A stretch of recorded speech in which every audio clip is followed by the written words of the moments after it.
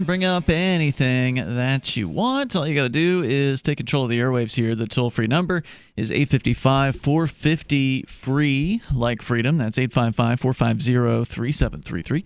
Joining you in the studio tonight, you've got me, Ian. Nobody. Oops, something's wrong there. Try that again, nobody. Nobody. There we go. And Chris. All right. So, of course, plenty of stuff to talk about tonight, including Ann Arbor, Michigan, your home turf. Nobody. Yep, my place of origin. They don't want me there anymore. I'm too conservative. Well, did you get kicked out? Yeah, they threw me out. Surprisingly, if you're saying you're too conservative for them. Well, they think I'm conservative because I think people should have a right to defend themselves from the government. Ah, okay. That's conservative? Apparently, to them, it is. That's so weird. Usually the conservatives are like pro-cop. Yeah, that's it. The conservatives love their police. Yeah, well, that's the funny thing is, the liberals think we should defend ourselves by government by going out and burning random things down because we can't have guns to actually wage war against them. So the big news out of Ann Arbor, Michigan recently, the AP reporting that they have gone ahead and decriminalized psychedelic plants and fungi. Yay! Where is this? Ann Arbor, Michigan. Ann Arbor, Michigan. Ann Arbor, Michigan. It's near Detroit, if I recall correctly. It is about 45 minutes away from Detroit, maybe 20 minutes from Detroit Airport. Mm-hmm. Okay. So they have. So this includes magic mushrooms, by the way. And police officers will no longer make them an enforcement focus. The city council voted unanimously last month in favor of a resolution declaring it the city's lowest law enforcement priority, according to MLive.com.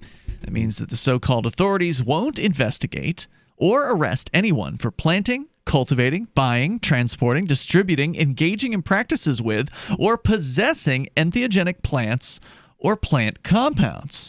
So we're talking about not just magic mushrooms, but sounds like DMT would qualify there, peyote, mescaline. I don't know about DMT because I don't know the origin of DMT. All DMT is plant-based. Okay. Yeah, it's supposed to be in all living things, isn't it? Supposedly. DMT? Some living things so have more than... unless you're harvesting it from, like, pork, does that mean you're always guilty of, like, being on DMT? No, they wouldn't be able to. The odds are, if you were to be caught with DMT, you would be caught with a physical product. They cannot generally arrest you for what they would call internal possession of most drugs. Now, that's not true for all of them. There's, for instance, I believe internal possession for people under 21 in New Hampshire for alcohol. So if you're 20 years old and you're caught with alcohol in your system anywhere you are, not just behind the wheel, then you can be charged with internal possession. But that's easy to detect, right? Like if somebody's pretty wasted drunk, then there are ways to make sure that you can detect that if you can't just smell it on their breath. But with something like an entheogenic substance like DMT, once you use that product, first of all, it only lasts for about 5 or 10 minutes, number one. But even if they were to somehow apprehend you while you were on it, they wouldn't be able to know what you were on necessarily. And they wouldn't, unless you were to tell them or whatever, then, and even in that case, they still don't have the physical evidence to prove that it's true, unless, of course, you still have some of whatever it was that you were taking. Right. So generally being on a drug is not typically, and again, this isn't legal advice. There are probably some places where it is illegal, but generally just being on the drug is not illegal unless you're driving a car or something like that. What was that word you used? Entheogenic? Entheogenic. It's sort of the newer term for psychedelic. It stands for the root word there. The prefix is essentially the God within. Entheogen. Oh wow. Okay. Yeah. That's what that means. Interesting. I gotta look that up. It's a cool word.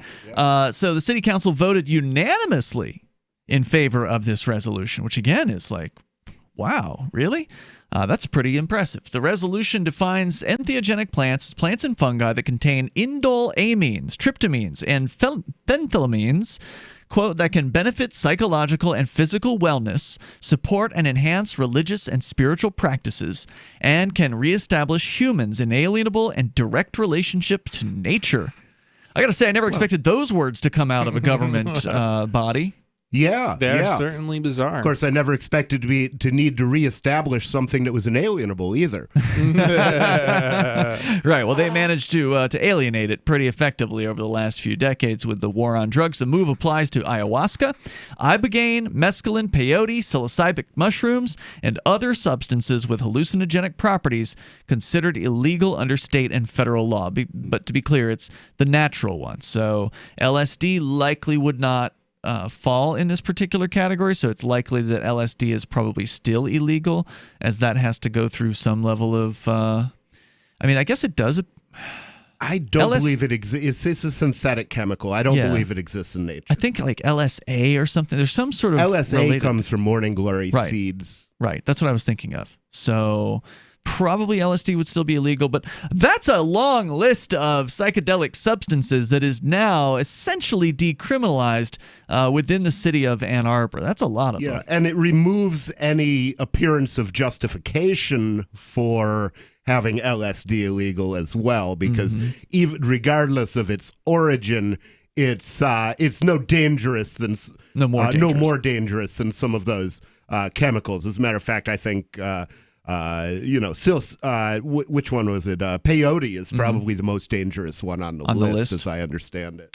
The city council called upon the county prosecutor's office to halt prosecution of people involved in the use of such plants and plant compounds. A grassroots group called Decriminalized Nature Ann Arbor, or DNA2, like DNA squared kind of, had been lobbying city council to take up the issue after some council members were apprehensive about sponsoring the group's proposal earlier this year.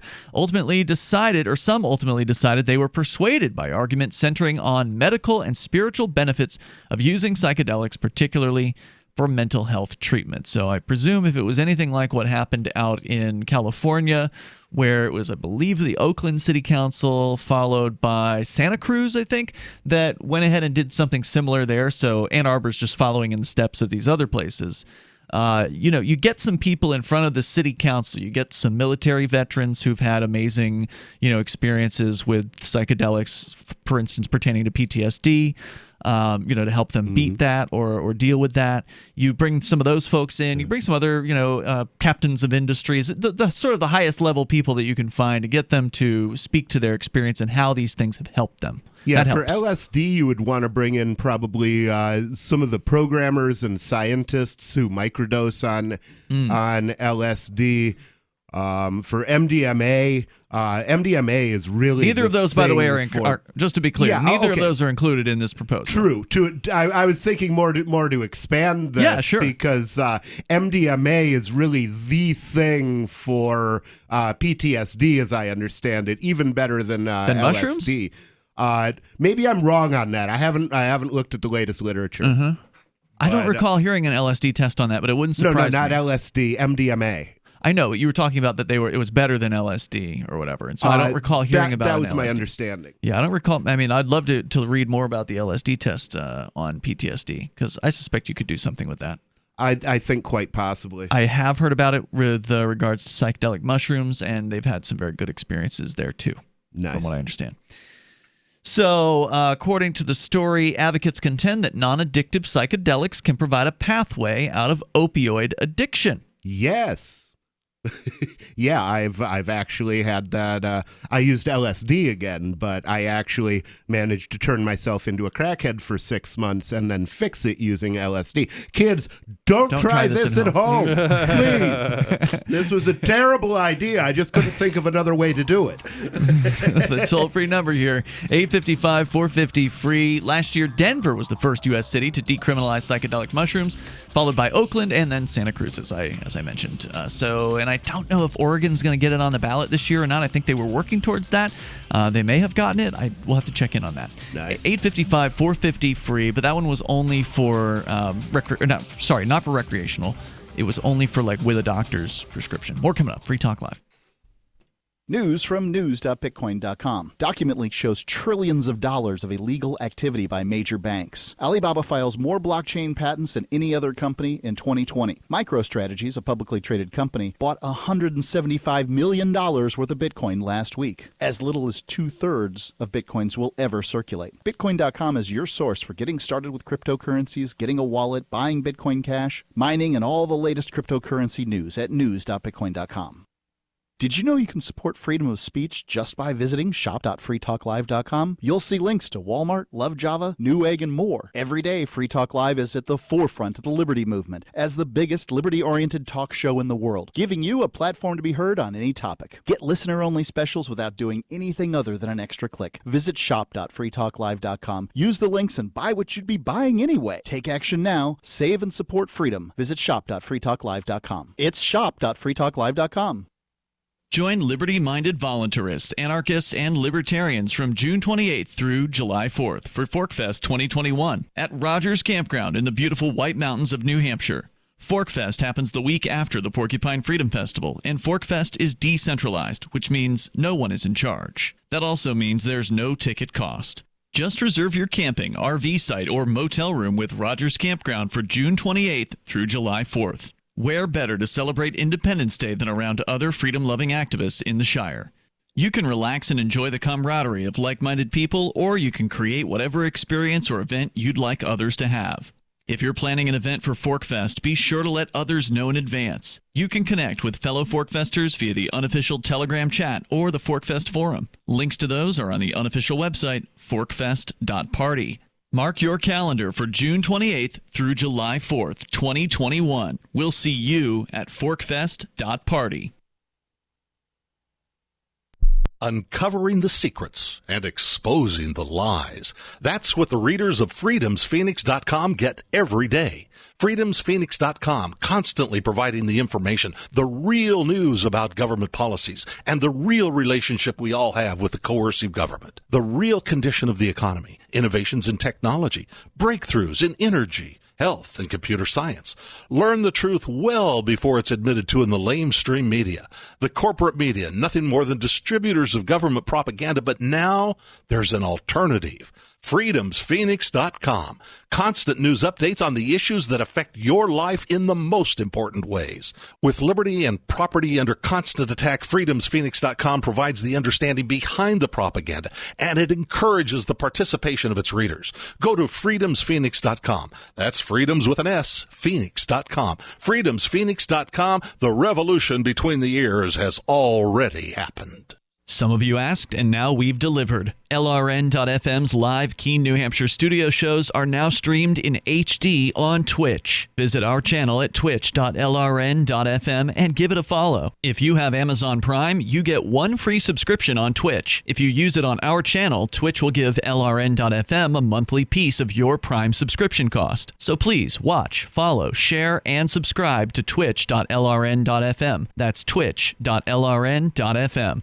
Are you a cryptocurrency advocate? The Crypto Tip is the ideal outreach tool to help new people discover cryptocurrency. It's a printable business card-sized tip that you can give to service providers, preferably in addition to a good cash tip. When the server scans the QR code, it'll bring up an explanation of cryptocurrency, how to install a wallet, and allow them to claim the tip. If they don't claim the crypto, you get your tip refunded to you after a time period you specify. Plus, if they do claim the tip, you get an email alert. Create as many tips as you want at cryptotip.org. That's cryptotip.org.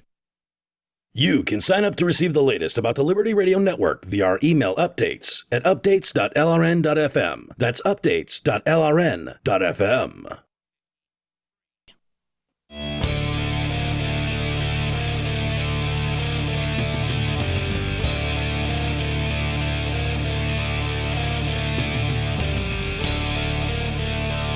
It's Free Talk Live, inviting you to join us here. The toll-free number is 855-450-FREE. We're talking about the end to prohibition. Now, it's not completely here yet, but we're seeing some telltale signs, little indicators that maybe some things are changing. Maybe some pretty important things are shifting. Instead of looking at so-called psychedelic plants and fungi as dangerous, people are starting to see them as medicine again, where they're actually using them in therapeutic circumstances to help them defeat certain mental issues such as addiction and recidivism and trauma and post-traumatic stress and depression, anxiety, and other debilitating conditions. This is according to various different research that has been done, and I'm sure much of which was presented to the Ann Arbor, Michigan City Council, who then voted unanimously. I mean, the idea that the war on drugs has been so slow to change over so many decades. Very, very little has changed, over time. And we started to see some of the first dominoes go down with medical cannabis over the last 20, 25 years. And Ann Arbor was at the head of that. I mean, even in the Reagan administration, when I was in high school, there was a $5 fine in Ann Arbor for weed. Wow. So that was during the Just Say No Reagan administration. Wow. Yeah, that was the worst of the drug war was the Reagan administration. One of the reasons that, the little kid from the Boondocks was right. Ronald Reagan was the devil. But also highly unlikely Jesus was white. But true. But at the very least he was really tan. Yeah, I'd think so. So there I am, the only white guy in Jerusalem. And but yeah, it was a $5 fine. I used to have one of those $5 tickets tacked to my wall in Ann Arbor. Nice. So you never paid it? I didn't take it with me when I paid it, so I could keep it. I gotcha. So if you want to comment on decriminalization of psychedelic plants, like the idea that this is happening as soon as it is kind of a surprise to me. I mean, I figured we'd be dragging through medical marijuana and then legalization of marijuana. I mean, still not most of the states. I think the supermajority of states actually have one or the other or some combination of both. I was looking at a map of like the United States showing different shades of green for how much marijuana reform there's been. So there's the states where they've only had medical, there's the states where they've only had a little bit of decrim, there's the states where they've had both medical and decrim, and then the states where they've had full-on legalization. So wait, what states have had full-on legal? Oh, you mean marijuana? There's been like 11 of them now. I think Vermont was number 11. But all with taxes. All with taxes. Okay, yeah. Okay. I mean, the odds that a state is going to legalize marijuana without taxing it are next to zero. Every one of them is going to tax it. I don't know. What about Vermont? They just legalized it and they're imposing a tax. Did they put a tax on it? That's what I've got. That's the next story I've got. That's so unfortunate. Because that means there's going to be a cartel, which means chances are, minorities are going to be shut out of the industry. Felons will be shut out. Anybody without political power is going to be shut out. Well, they won't shut out the minorities per se because at least in Massachusetts, they actually gave minorities first pick. So they actually handed out the government licenses first to minorities, but it's still the minorities who have the money and who are connected. If you aren't connected, Snoop Dogg's going to get those licenses. Right. Yeah. If you aren't connected, or whichever black businessman who happens to have curry favor with the government bureaucrats there in Massachusetts, if you're not of means, if you don't have an army of attorneys, and you're not willing to jump through all the ridiculous legalization hoops, then you're dead in the water, and you're essentially still stuck in the black market, which is where a lot of the purchases still go on in Massachusetts today. So even though there are legal stores all across the state of Massachusetts, there's a ton of black market sales because it's still expensive in the legal market. The black market actually is competitive with them. It's interesting. I'm like the least, you're not in the culture. Right. I'm just not like, I don't drink, I don't do drugs. It's not because I'm against drugs. I mean, I'm not a user. I'm not a regular user. Let's put it that way. And it's kind of interesting. Like even from just looking at the whole thing, I would still, I much prefer the I don't want to say criminalization, but the legalization, but without the legalized sale, just because they can't tax it then. Right. Yeah, I think we would all prefer that.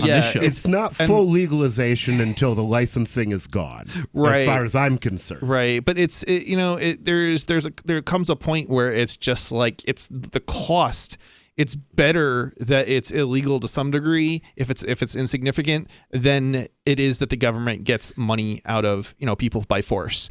For the habit. If it's getting people out of prison, and I think in Vermont's case they are actually going to pardon people, from what I understand, sort of as an automatic thing. So I mean, legalization is certainly better than criminalization, but it still keeps criminal penalties for those who are outside of the system, or those who are selling it. Right. That's what I mean. Those who are outside of the system, you can sell it as long as you get your license and have the government inspectors in there and you jump through all the hoops. I would like to see decriminalized sale, but not taxed. Not taxed, but if that means making it a $5 fine, I'd rather see that, because then it just isn't worth their effort to go after. Right, that's why they did it that way in Ann Arbor, because they could not nullify a state law at the city level.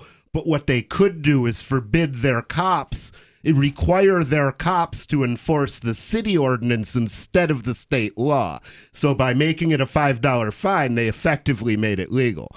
Right. Unfortunately, it didn't cover trafficking. And I think what we've seen here, and I haven't gotten the numbers, and I really should. I should put in a 91A request, a Freedom of Information Act, in New Hampshire, to New Hampshire to find out how many arrests they've had and how many tickets they've. So, like, how many people were arrested for cannabis possession? Because it used to be a misdemeanor here until 2017. So prior to 2017, so looking at the full year of 2016, and then looking at the full year of 2018 and 2019.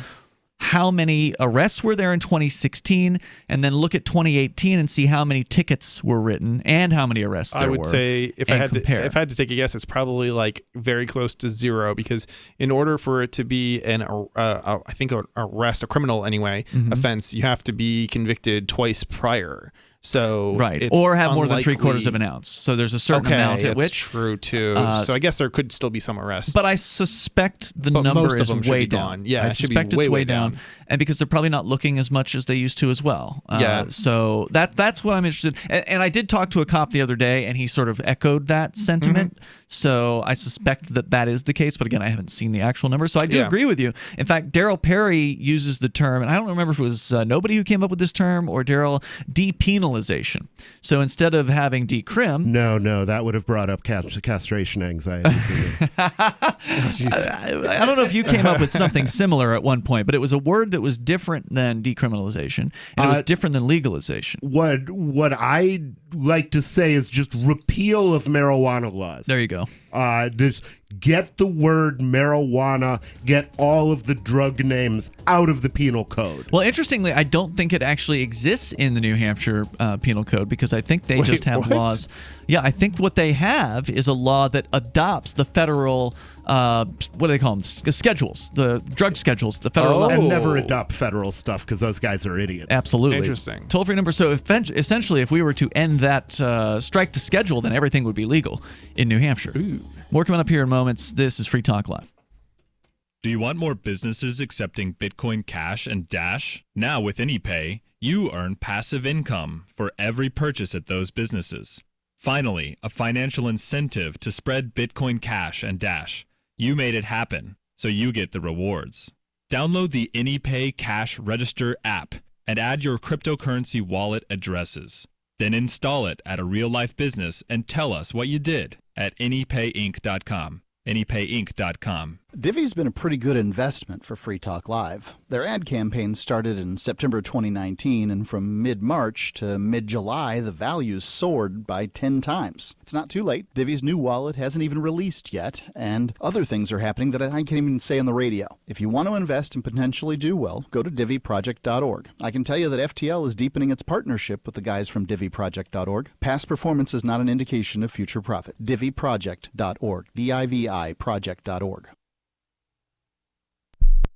Why did you move to the Shire? I moved here to the Shire because there's other people around who take liberty just as seriously as I do. I moved to the Shire because I saw videos of people challenging authority and thought that I could get support myself. It called to me, like, do this, right now. I wanted to be around people like me who got it, and once I got here, I knew there was nowhere else that I wanted to be. I've always wanted to change the world, so I moved to the Shire to join people who were actually working towards doing the same thing.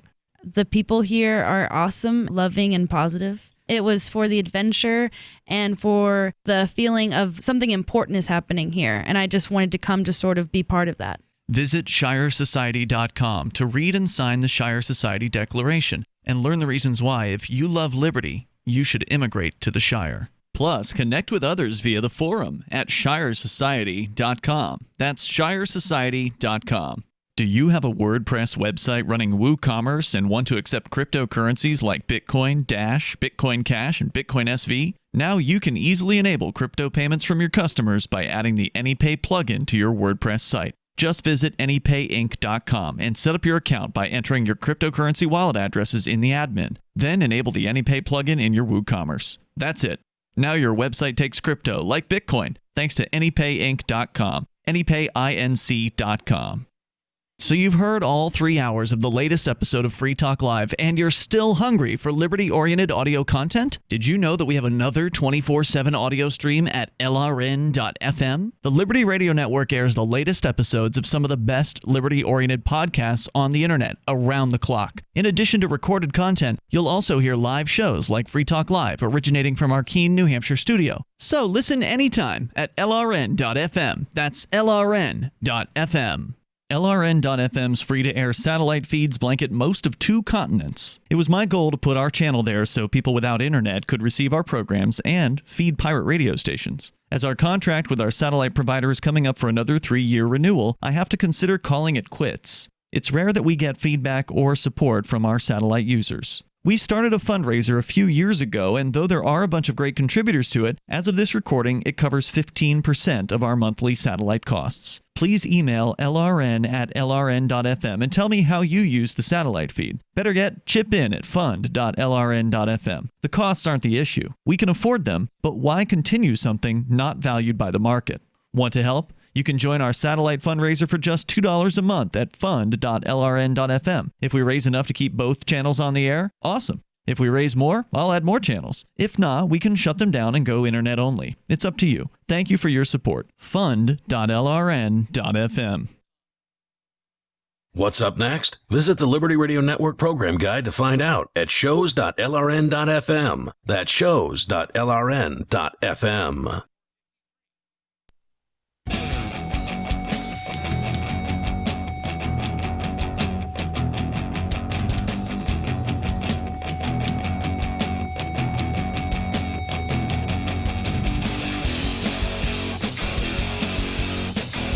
Free Talk Live. You bring up what you want. All you got to do, dial in toll free.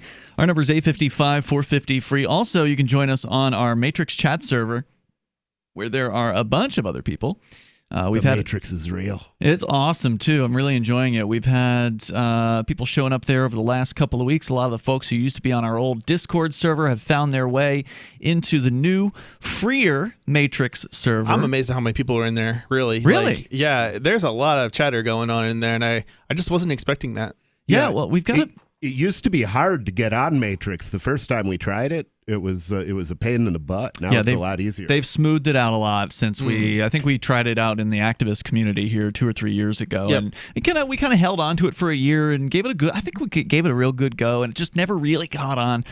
This is really catching on. We got over 100 people right now in the On Air Now channel. Now that doesn't mean they're all sitting there at their computers, but that they're in the channel. But there's definitely chatter going on in the On Air channel. Yeah, and there's like 2 dozen. I don't know. Is there 2 dozen channels here now? I think so. There's close to there's it. quite a few channels. There's been a little chatter in some of the other channels as well.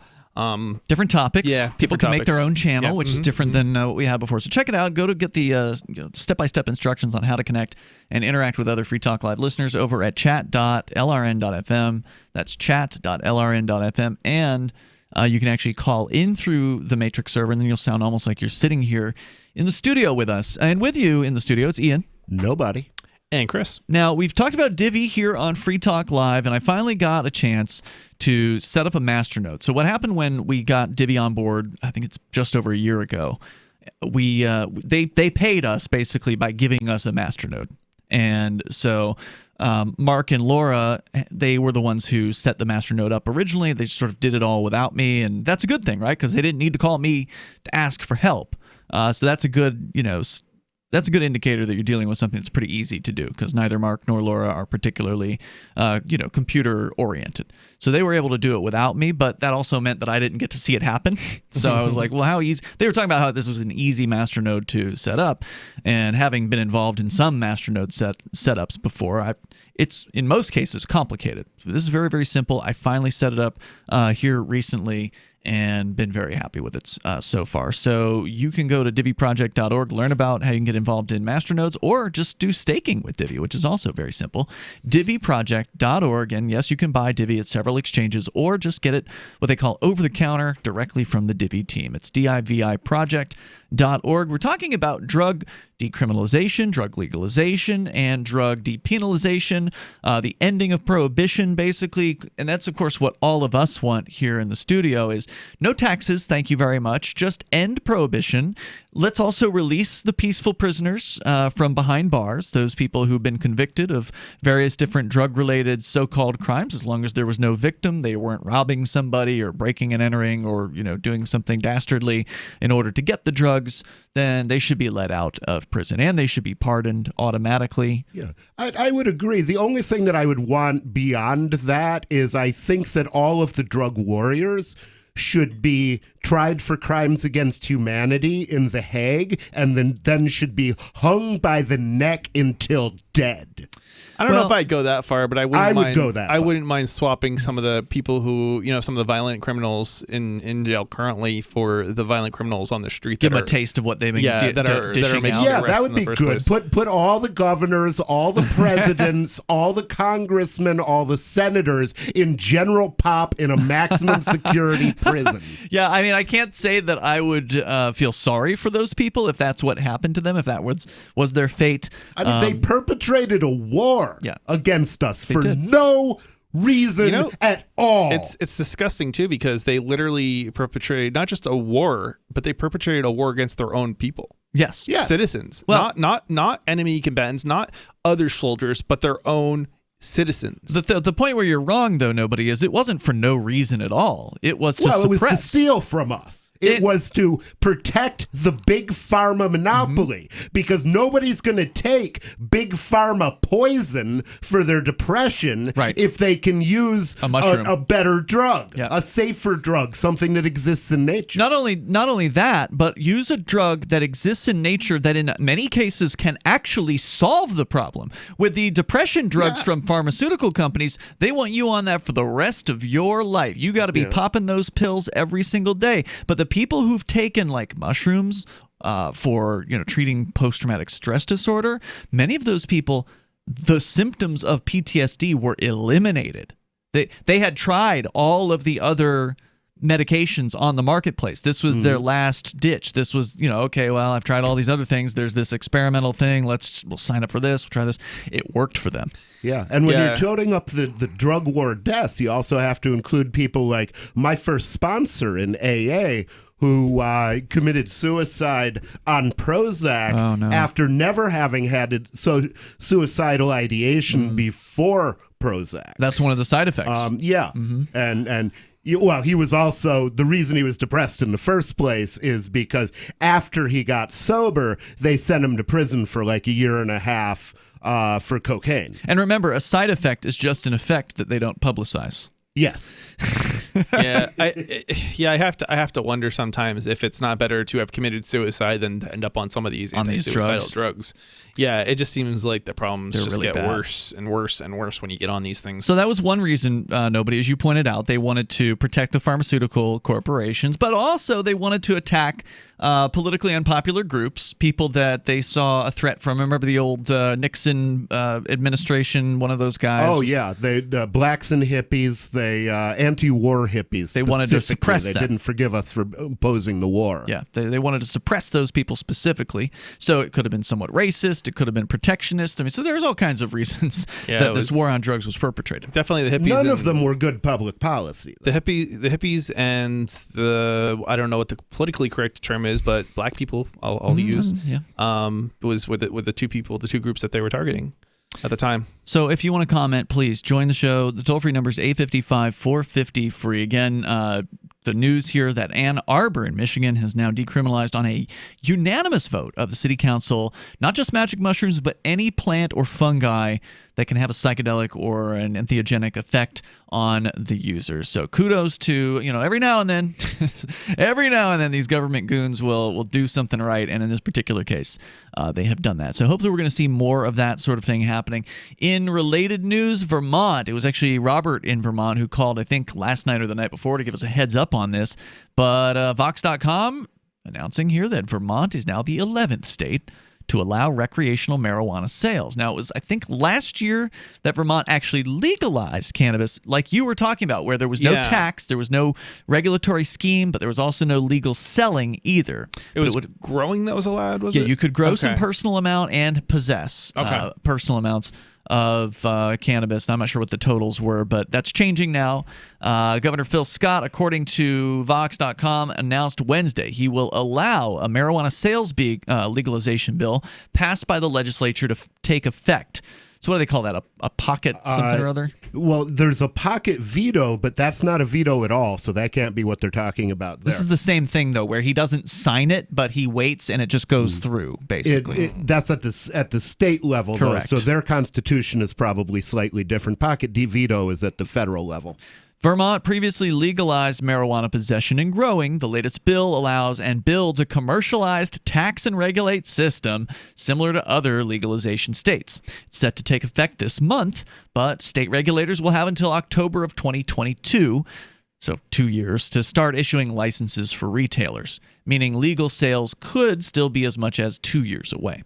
Separately, the governor signed another bill into law that seeks to automate the expungement process for past marijuana convictions, freeing people from their criminal records for marijuana. People who get expungements will receive a notification by mail. Is that just possession, or is that sale as well? It doesn't say here. I'm not sure which bill it is, so I can't look it up easily. But this is the right way to do it, where it's just automatic. They're just going to say, all right, everybody with this conviction, you're clear. And they're going to send out notices rather than saying, okay, well, if you want to send us $100, we'll go ahead and wipe you off. Yeah, which is how it works in a lot of places. Toll-free number is 855-450-FREE. If you want to comment on decriminalization of cannabis and other drugs, you can join us or bring up anything. What if you could cut your heating bills this winter with your existing wood-burning fireplace and not spend thousands doing it? You can with Great Wall of Fire fireplace grates. Our U.S. patented made-in-America Wall of Fire grates increase fireplace efficiency, eliminate fireplace smoke problems, and come with a 30-day money-back guarantee. See our grates in action and get free shipping from walloffire.com or call 800-274-7364. Fireplace heat without fireplace smoke. walloffire.com. Hey everybody, confused about staying healthy in a crazy COVID culture? Me too. But listen, after all the research, all the conflicting studies, after all the squabbling, there's one thing almost everyone agrees on. It's that immune system health can literally be the difference between life and death. You probably already believe that. I certainly do. So here's the thing. I wanted to get past the craziness and find out which plant-based substances actually have studies that demonstrate some efficacy in immune support. Now, you'll have to sign a waiver, but you can check out what I've discovered at StrongerDefense.com. No cures or treatments there. Instead, little-known but shocking immune system research and a breakthrough immune support product based on that research called Immune 10X. And the best part? You can go to the Stronger Defense website right now and claim your own supply of Immune 10X without paying anything today. Crazy, right? Learn more about this unusual limited-time offer at StrongerDefense.com. That's StrongerDefense.com. Are you afraid to go to the mailbox because of letter after letter from the IRS? Are they stacking on more and more penalties and interest? By now, you know the problem won't go away on its own. Don't let the IRS chase you to your grave with penalties and interest and liens and levies. You need real help now. I'm Dan Pilla. I wrote the book on tax debt settlement, and I help thousands of people solve tax problems they thought couldn't be solved. I can help you too. Call 800-34-NO-TAX or go to my website, danpilla.com. That's danpilla.com. danpilla.com.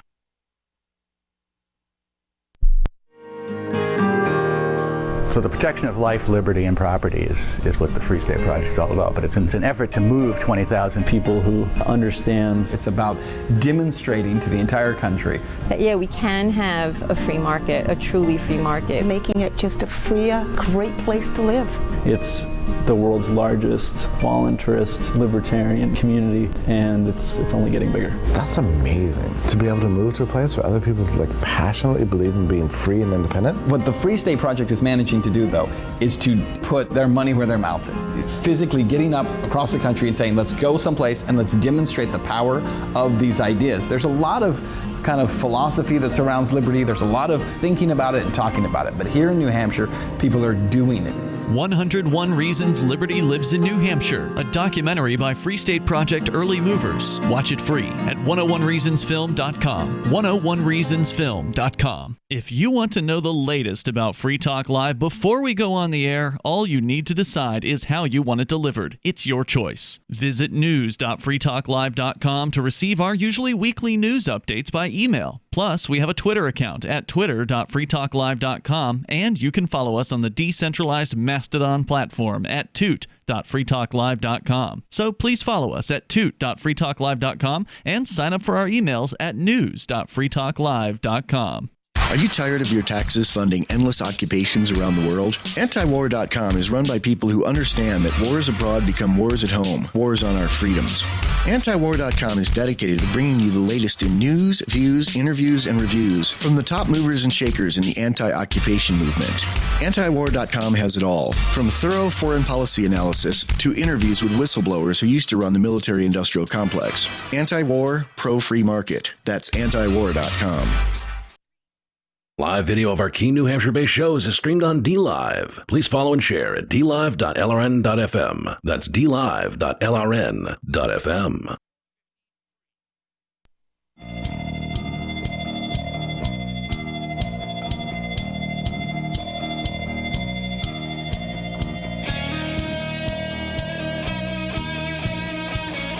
This is Free Talk Live. You bring up whatever you want right here. The toll-free number is 855-450-FREE. Discussing drug decriminalization / legalization / the end of prohibition, which is, of course, what we want to see here on Free Talk Live. Just end prohibition. Stop putting people in prison. Let the peaceful people out of prison. End the insane war on drugs, and just let the market decide how to manufacture and sell and distribute and all of those things. Let people live their lives. Yeah, absolutely.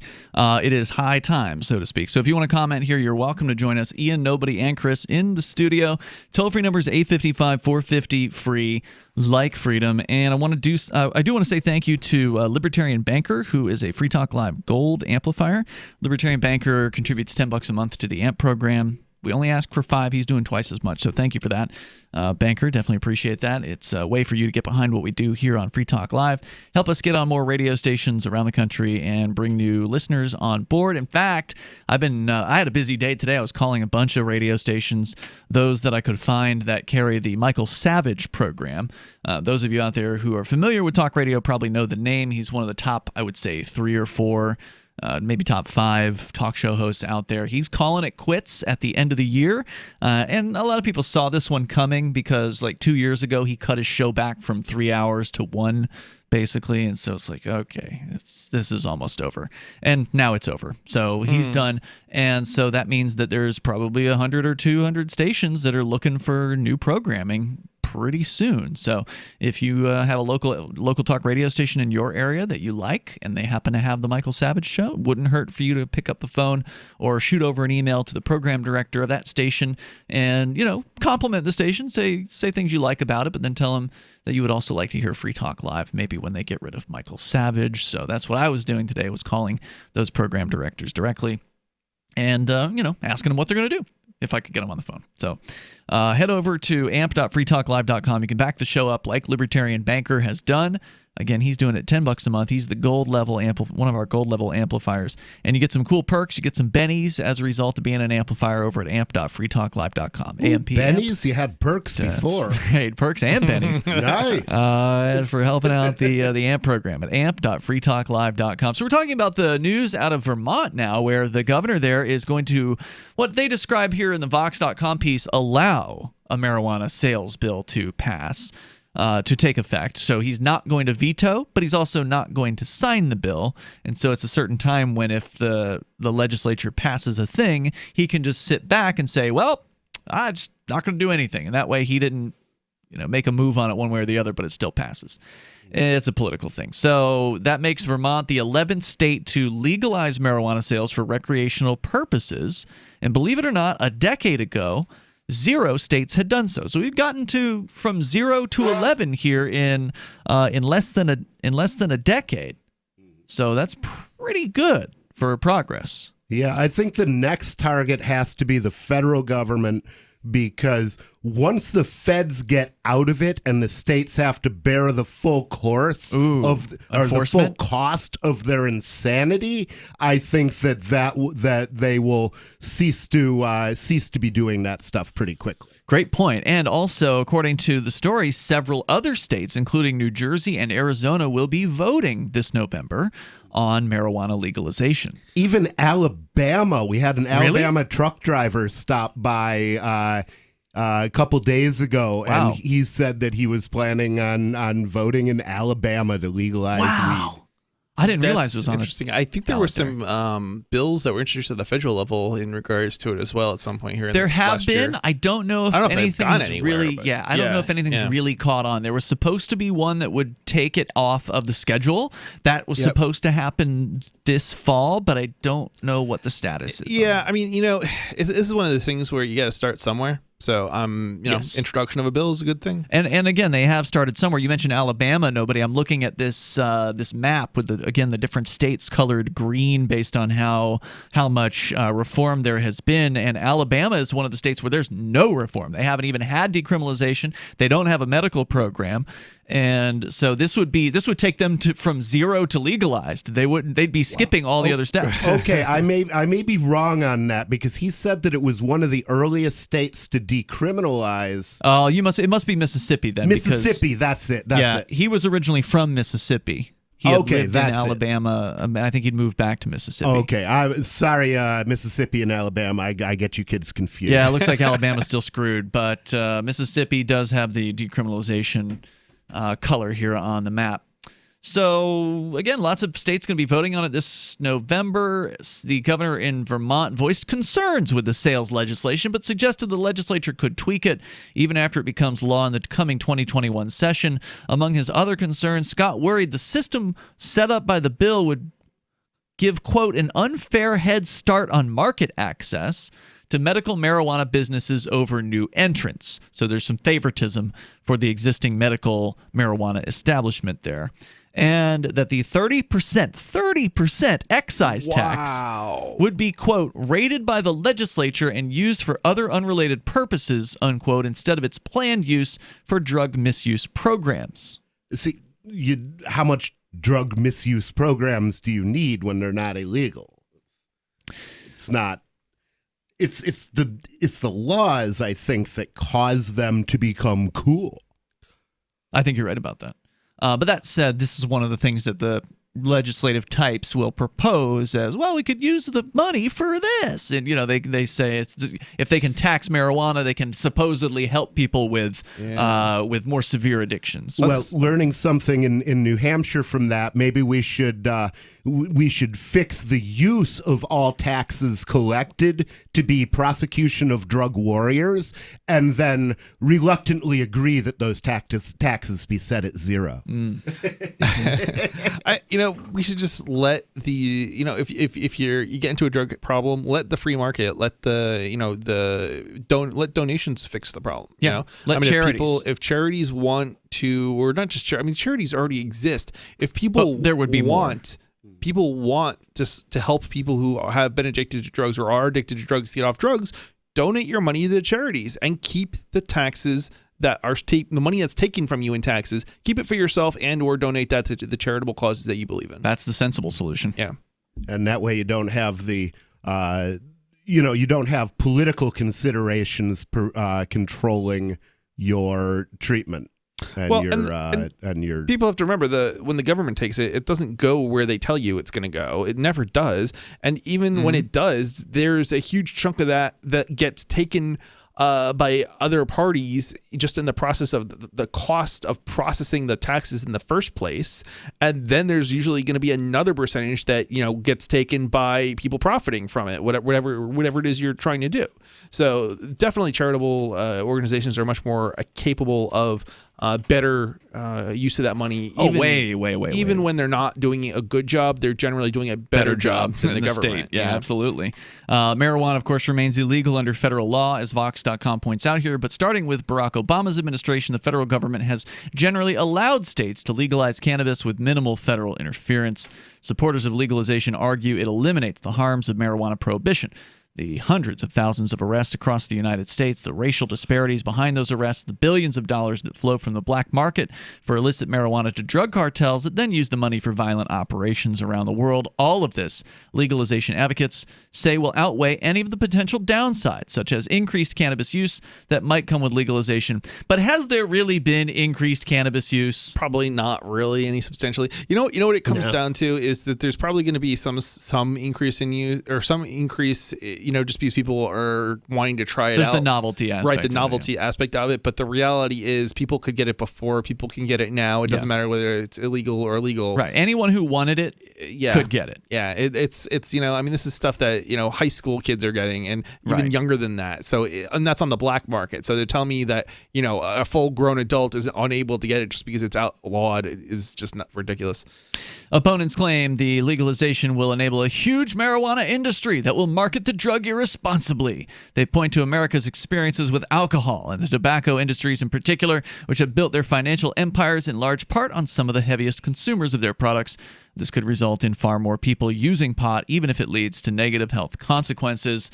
Although I would say the evidence for those claims, given that we've now had most of a decade of legalization in some places, is pretty scant. The other thing is marketing is dependent on having a semi-monopoly position, okay? Consider if you were a drug dealer or a pot dealer and there were a million other pot dealers in your town and you're advertising weed, well, you get 1/1,000,000th of the benefit and you pay 100% of the cost. It's only when you have licensing and you can narrow down the beneficiaries that it makes sense to advertise. We got more coming up here. You can share your thoughts. Plus, since we're talking about health-related stuff, let's go over to the UK. Nobody, you've got a story on the way about the National Health Service. A good one. Well, bad for them, but more coming up. Remember when you first heard about Bitcoin? How long did it take you to realize this little project would soon change the world? Do you kind of wish you had gotten involved sooner? Well, now is your chance to be a part of the next revolution in money. Intercoin is working to finally make crypto go mainstream. It's designed to be scalable enough to support everyday payments and even elections without the state. Bitcoin was originally supposed to be a peer-to-peer cash system, the way we would all pay one another without having to trust any third party. But instead, over time, it mostly became a store of value. That's because every 10 minutes, the Bitcoin network must put all transactions into a block, and that block can only hold so much. If crypto is to become mainstream, for people to use it for everyday payments, we need a new architecture, one that is as secure as Bitcoin while being far more scalable. Check out intercoin.org to find out more and maybe pick up some of those coins for yourself.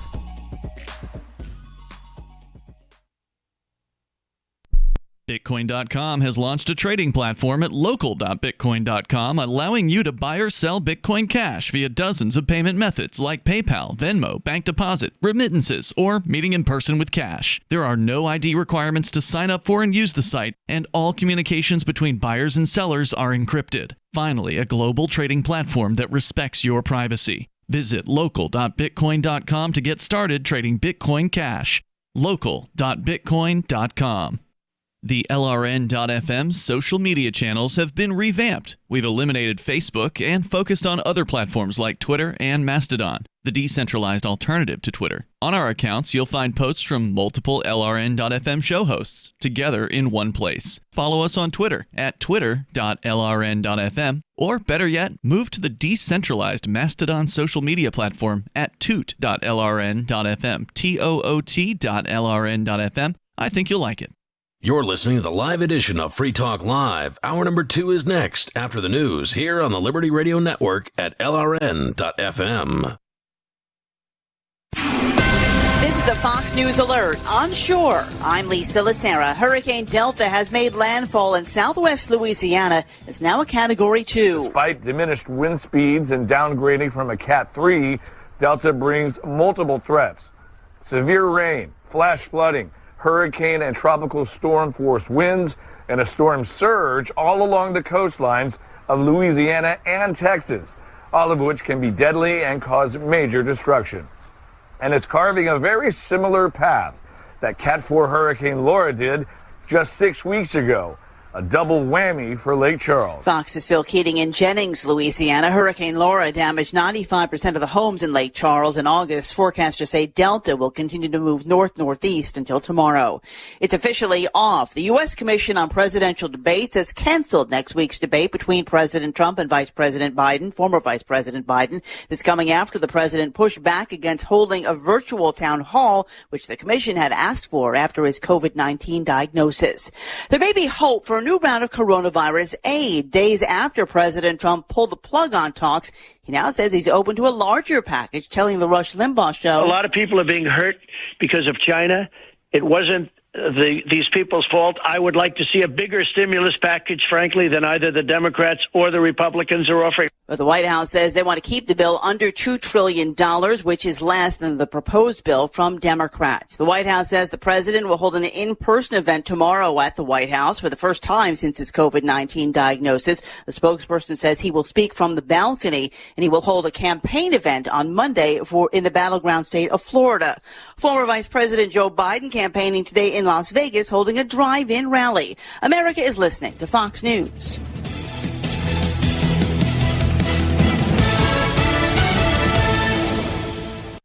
For over 20 years, millions of customers have trusted Blinds.com to update their homes. Because Blinds.com makes it easy to get custom blinds that'll give your windows a high-end look without the high-end price. Whether you like to DIY, need design help, or prefer measure and install services, they do it all with easy online ordering and free shipping right to your door. If you're unsure, know that Blinds.com has over 30,000 5-star customer reviews, and they guarantee the perfect fit for your windows, whether you do it yourself or have them measure and install everything for you.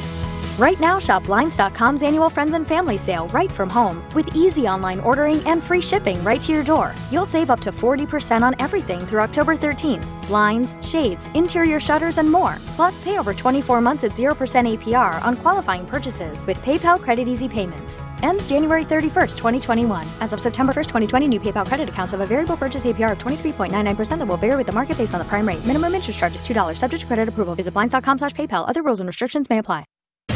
Election officials in Ohio report tens of thousands of voters received the wrong ballots. The Franklin County Elections Board says that nearly 50,000 voters received incorrect absentee ballots, a massive error that elections officials blame on an unnamed or perhaps unknown employee, who they say changed a setting on a machine that places absentee ballots into mailing envelopes. The board also saying it will mail postcards to all affected voters detailing the situation and highlighting voters' options moving forward, options that include voting in person.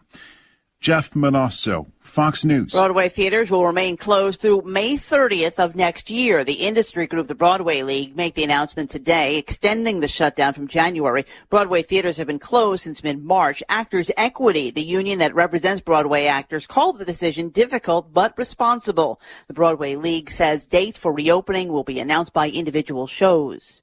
One of the greatest major league. If you're looking for work, you know what I mean by elevator speech. It's the short version, saying just enough to make the listener want to listen more. Even if you're not a job seeker, effective communication skills have never been more important, with money and attention so scarce now. So to cut through the clutter, choose every single word as though it was the last word the person you're speaking to will hear. Otherwise, it might be. Instead of saying, due to the fact that, say, because. And avoid mispronunciations. Say jewelry, not jewelry, which could offend. Undoubtedly, you don't want to say undoubtedly. And whatever you do, never use a preposition to end a sentence with.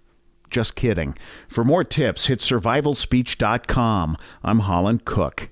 The NFL announces a new zero-tolerance policy on videotape domestic violence. A puzzled nation can remember the name Ferguson, but is not sure from where. And a man wearing an M&M jacket is apparently made in God's image. This is the Onion Week in Review. Tech giant Apple unveiled a brief, fleeting moment of excitement to the general public. The short-lived, ephemeral sense of wonder was released in front of an exclusive group of reporters and industry insiders at Apple's Silicon Valley headquarters. Apple really made us wait, but this rapidly diminishing glimmer of pleasure was totally worth it. It was 100% better than any other temporary joys I've ever experienced. And in this week's local news, an uneasy détente forms between a man sitting on a patio and a bee. In other news, a poll finds 80% of Americans would get in a vehicle with a stranger for a chance at a new life. Bank of America introduces a new $50 underdraft fee, and the nation's huggers announce plans for you to get over here.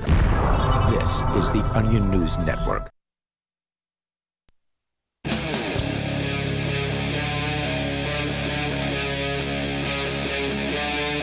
Free Talk Live.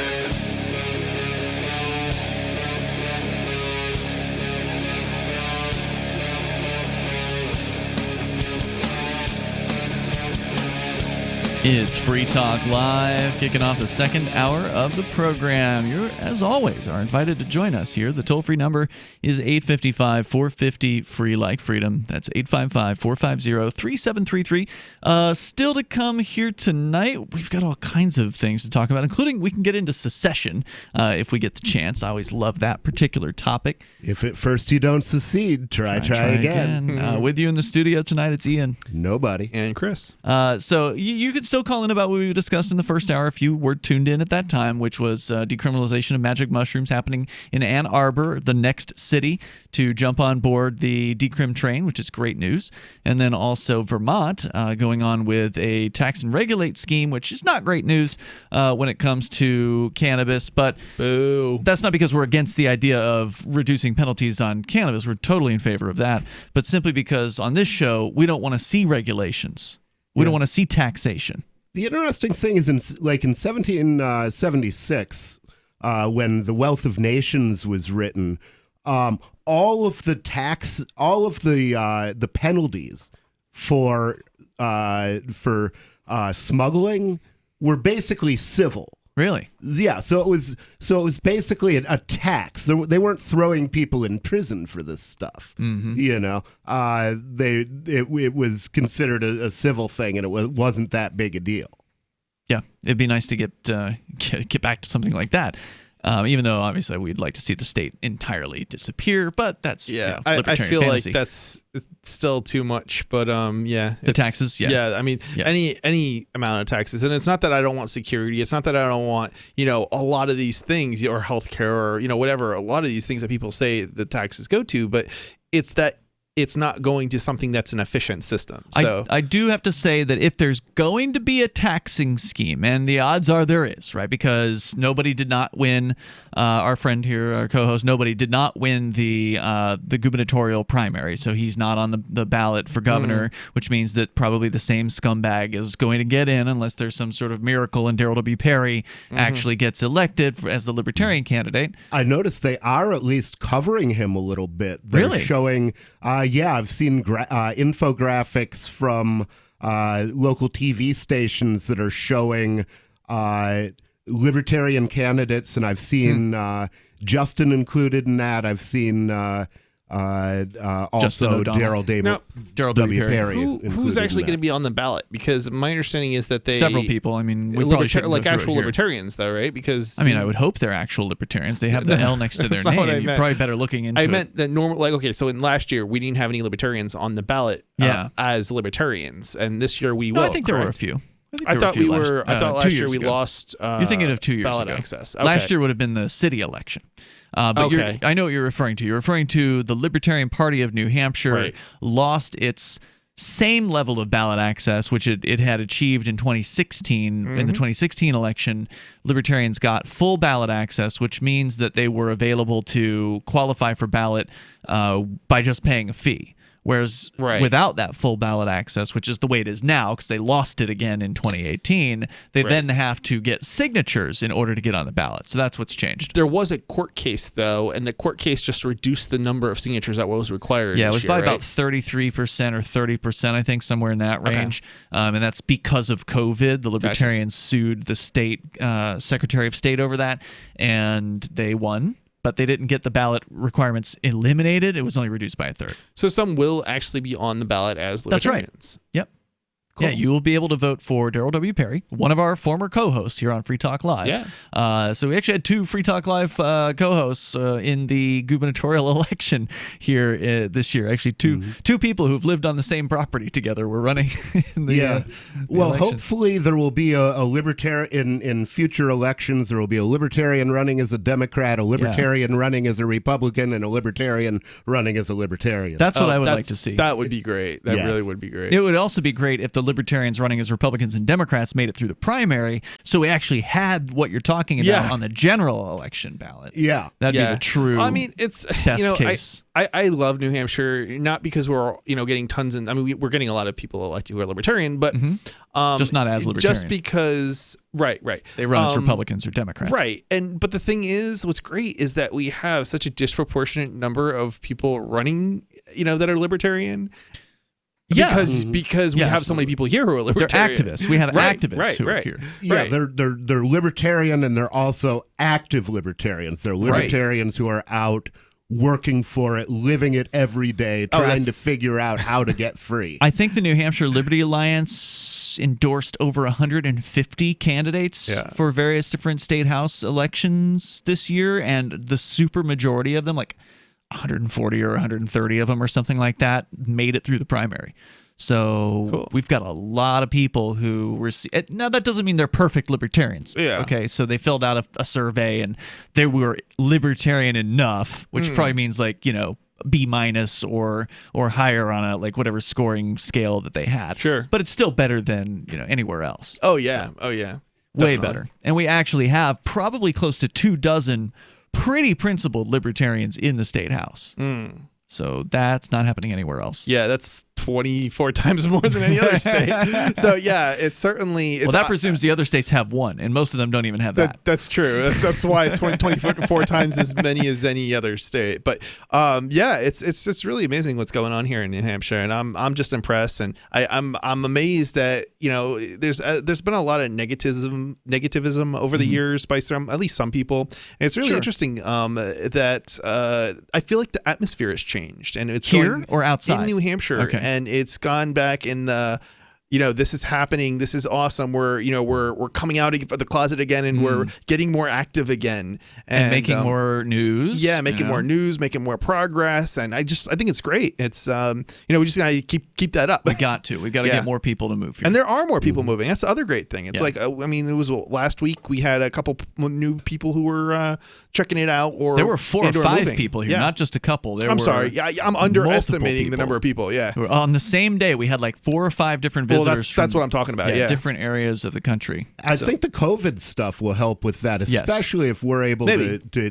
get that ended here. Well, unfortunately, we're not even close to that, I hope we can. I'm optimistic. It shouldn't even matter. I mean, just the fact that we're so hopeless in any state. But some of them are better than one. But on COVID, some of them are way better than New Hampshire. There are. New Hampshire's ranked last at 29 out of 50, so not good. Yeah, but if you're looking for freedom, and you're not just looking for freedom overall, if you're looking for freedom overall, you have to keep the perspective. Right. Yeah. I mean, there's good states for some things and good states for other things, but there's no state that's good for everything, and it could be that way. But we need more of us in one place. Yeah, and the thing that I do know is if you're ignoring the COVID restrictions, as I do and as all of us do, Keene, New Hampshire is a good place to be because, there are enough places that ignore the restrictions or tolerate me just saying I have a medical issue which precludes me wearing a mask, which is true because I breathe oxygen. And that's medically necessary for me. I asked my doctor. Yeah, I would prefer to not have anything I would prefer to not have any barriers in between me and what I breathe. I would agree. We go to Mike. He's in Washington State watching us. Couldn't possibly be watching on YouTube, Mike, because we're not streaming. Well, that's what I was calling to ask about, because I watched last Sunday you were live streaming on YouTube. Yeah. Can we get banned from YouTube? Didn't see you on YouTube.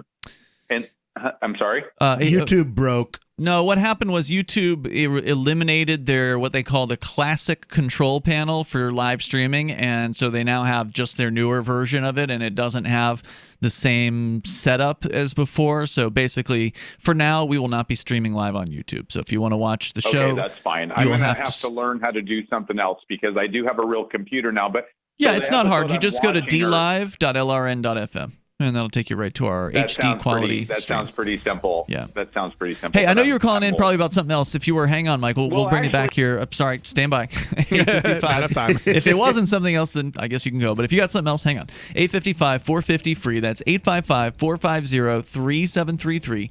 And as always, you can bring up whatever's on your mind. Coming up, the National Health Service. Maybe you're not familiar with that. It's the government-run healthcare system in the United Kingdom.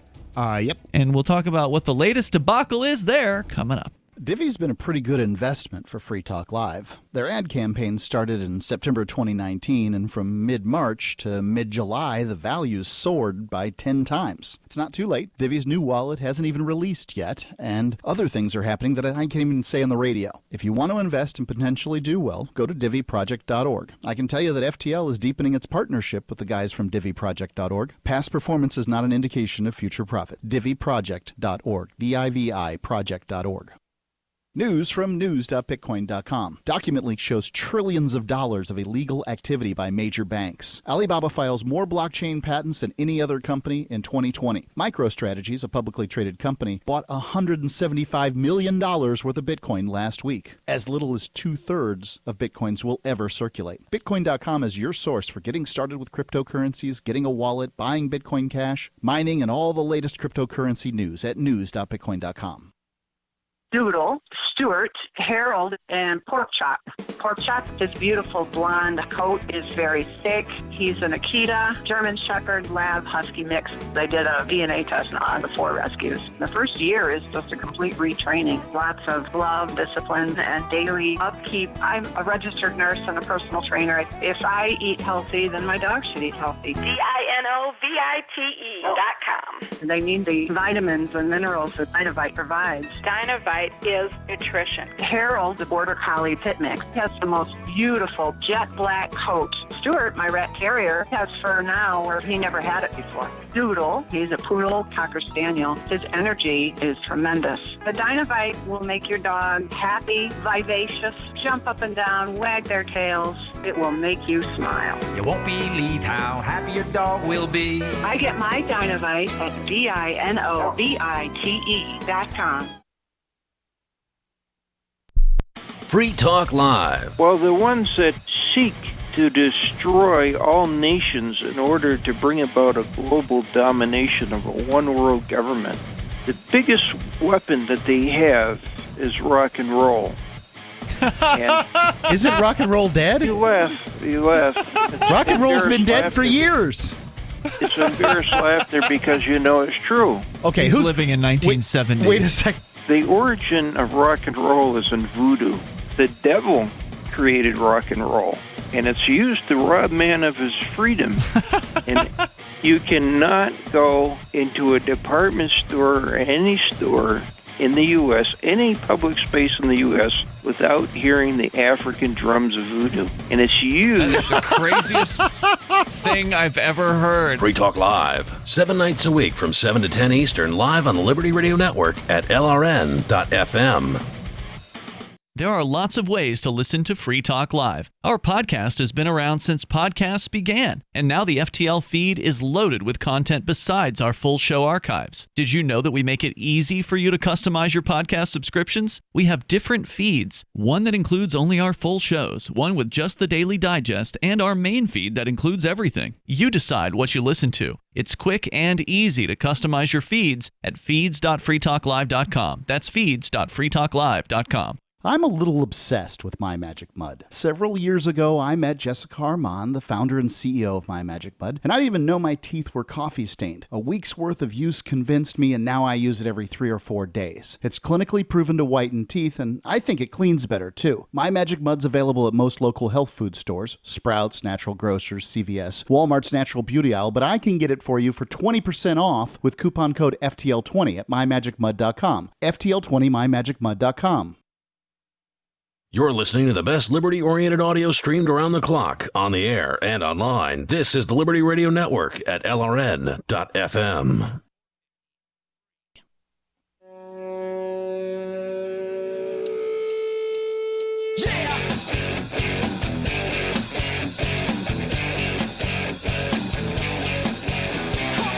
Free Talk Live. Dial toll free and bring up what you want. Our number is 855-450-FREE. That's 855-450-3733. Or call in through our Matrix server. You can go to chat.lrn.fm and you can connect there. There's step-by-step instructions on how to do that. With you in the studio tonight, you've got Ian. Nobody. And Chris. And Intercoin is built to help democratize power to the people and their local communities. Cryptography enables people to hold secure and private elections about any matter of community governance, and could even be used for securely tallying and reporting results for national elections. Intercoin has also pioneered provably random polling that is unaffected by poor voter turnout or spoiler effects. It can be used to continuously adjust levers of monetary policy, such as how much UBI to issue the next day. Intercoin is attempting to regain some of our freedoms that are threatened on the internet and in meat space, and we think it's important here on Free Talk Live. So important that we accepted $40,000 worth of Intercoin tokens from Intercoin Incorporated for advertising. If you think freedom is important too, check out Intercoin at intercoin.org. You can invest in this project and potentially make big gains or just be involved and perhaps shape its future. Intercoin.org. We go back to Mike in Washington. Mike, you're back on Free Talk Live. Go ahead. Hey, okay, so I found the LRN.FM website. Yeah. So briefly, just because I'm an old fart, what do I do? Well, you can actually go to the DLive channel. Listen and watch. Yeah, you can. There's a player on the Listen and Watch page, which is the front page at LRN.FM. You can just press play on that. Or you can go straight to our DLive channel at DLive.LRN.FM, and you can watch it from there, and then you won't have to watch a commercial before you. And the question is, do you want to appreciate our beauty? Because that way you get to see us. You know, I do appreciate your beauty, Nobody. Would you like to know why? Ooh, why is that? Because the video I was watching on YouTube, which must be old, you didn't quite get away with beating the camera on the Super Toker there. Oh, well, I don't care. There's lots of no, me smoking on camera. It looked like you were trying to sneak one in. I thought I got a kick out of it. Anyway. Mike, was there anything else you wanted to comment on tonight? No, that was it. I'm done blapping. You guys have a good weekend. All right, man. Thanks for that. I appreciate it. Okay, yeah, bye. you know, YouTube made it too difficult to... We already have a bunch of stuff we have to do before the show to get on the air. There's a process, right? Like you got to turn these cameras on over here. You got to turn... Yeah. You know, make sure the switcher's on. There's like a whole checklist of things that's got to get done. And YouTube wanted us to add like more steps to that checklist. And I'm like, no thanks. Yeah. No thanks. Well, YouTube doesn't deserve its market dominance, and it hasn't deserved it in a long time. Go ahead. Sorry. The more people who drop out, the better. Well, that's not to say we've dropped out entirely. The channel still exists. The channel will still receive the videos, but after the fact. So they won't be streamed live, but they will be there later on tonight. I have to say, I feel like FTL has gotten better and better and better. We're losing YouTube. We're losing Facebook. We're getting Matrix. We're going in the right direction, guys. Yeah. Well, it's only a matter of time. Yeah. You know, these corporate platforms are not permanent things.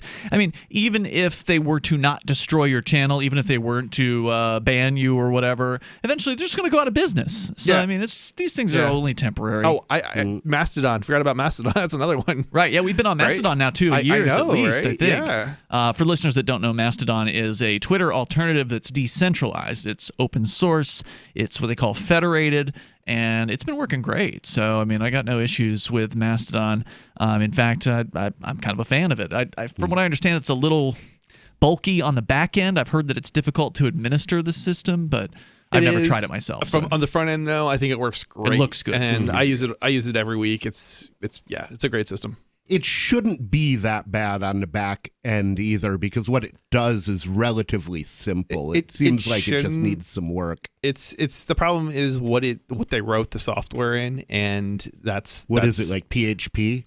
No, but it's worse. What's if that's worse possible. than PHP? I can't recall off the top of my head what it was, but it's worse. And it's like multiple different systems, and so I think there is actually like an alternative to Mastodon, but uses the same protocol. Yeah, so well, ActivityPub that's better, is the protocol, and that can be implemented in any language.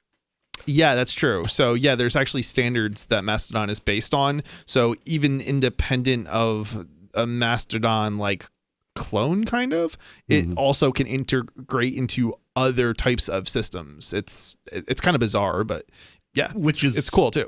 Yeah, it's pretty cool, because I like the idea. I've got all these social media accounts, and eventually I would like to have one client that I could go to that would take care of all of them. Yeah, there's something called Media Goblin, and it's kind of like a YouTube replacement. But it also supported. Actually, that's one of the people who worked on that actually worked on the protocol. So for Mastodon, so it's the same protocol that they're using. There have been things like what you're talking about, Nobody. I remember years ago we used something here called Hootsuite, which did what you're talking about, where you could hook up Facebook, you could hook up Twitter, sort of the biggies. You could hook up. I don't think you could use Mastodon at that time. I don't know if they made that the case now. I've not used it. I think it was Pump.io. I don't know what that is, but it's a precursor to Mastodon. Oh, okay. So yeah, I don't know what Hootsuite all supported in the past, but I think what happened was Facebook, like a lot of these companies keep changing how their systems work, and so like they try to shake off anything like that. The other guys have to catch up, and then they have to like keep updating, and so it just like kept breaking, and then it would fix it eventually, and then you. Yeah, I wonder break if it again. people have actually, because when I try to screen scrape any of these things, I'll go to the mobile site, which is usually just plain old HTML and pretty simple. I wonder if other people have tried that. I don't know, but right now my favorite is Ifttt, which is if this then that, and it is a centralized service, and they actually did start charging for it finally, because it was free for many years. Has it gotten any better? No, I'd say it's about the same. Okay. Actually, the pro version, you can do multi. So for listeners that don't know, Ifttt stands for if this then that. And what it means is if a certain thing happens, so for instance, if I post to my Telegram channel for my social media posts, then I can have it post automatically to my Mastodon, or I can have it post to my Twitter. So it used to be that you could only do one if this then that, but the pro version allows you to do if this then that. So if you have a few other things you want to do with the same, so you can do a little bit more. And that solves the brokenness that I was talking about that makes me hate that service. Is that that's what I was saying is you should be able to take one if this and have many that. You can. And that would save a lot of hassles. Yeah, you can. You just got to pay them $2 a month. Okay, I'll take another look at them then. $2 a month actually isn't too terrible. But they actually, what they did was they opened up a name your price thing, and that may be closing soon, so it may be a limited time on this. Like they were suggesting like $4 a month, but you could do it as low as $2. So yeah, on the one hand, it's one of those things where it's like I'll pay you $2. I wouldn't expect to be paying much, if anything, for that, but at the same time, it's like they got to get revenue. A month is not much. Yeah, it's not. But you kind of have to wonder if they only need $2 a month in order to cover it. You think there would be some other model that would work better? Well, I mean, they do get revenue from their corporate partners and such, right? So Ifttt helps you with automation on a lot of corporate sort of devices and tasks, like your refrigerators. Those refrigerators that are connected to the internet, you can like automate things with that. So there's all kinds of tie-ins. Okay. With, like they're getting money from like GE and LG and like big companies like that. But they're OGs. They probably get a lot more complaints from their little users, so getting a little bit of money in from that would, the customer service, you got to pay. Filtering it through a couple dollars a month is definitely More coming up here. You can take control. It's Free Talk Live. Remember when you first heard about Bitcoin? How long did it take you to realize this little project would soon change the world? Do you kind of wish you had gotten involved sooner? Well, now's your chance to be part of the next revolution in money. Intercoin is working to finally make crypto go mainstream. It's designed to be scalable enough to support everyday payments and even elections without the state. Bitcoin was originally supposed to be a peer-to-peer cash system, the way we would all pay one another without having to trust any third party. But instead, over time, it mostly became a store of value. That's because every 10 minutes, the Bitcoin network must put all transactions into a block, and that block can only hold so much. If crypto is to become mainstream, for everyone to use it in everyday payments, we need a new architecture, one that's as secure as Bitcoin while being far more scalable. Check out intercoin.org to find out more, and maybe pick up some of those coins for yourself. Is spreading the message of liberty, cryptocurrency, and peace around the globe worth $2 per month to you? As you may already know, in addition to our internet feed, LRN.FM broadcasts on free-to-air satellite across North and Central America, as well as Sub-Saharan Africa. And we've been available on satellite for free 24/7 since 2010. The LRN.FM free-to-air satellite signal is reaching some of the most oppressive regimes in the world, and there's no doubt our ideas are making an impact. You can learn more about the channel's impact by watching the 3-minute video at fund.lrn.fm. If you'd like to help free minds globally with our ideas of liberty, cryptocurrency, and peace, you can donate as little as $2 per month via fund.lrn.fm. You can help us continue and expand our satellite broadcast to multiple continents. Visit fund.lrn.fm today, and thank you for your help. Don't forget to share the link on social media. That's fund.lrn.fm.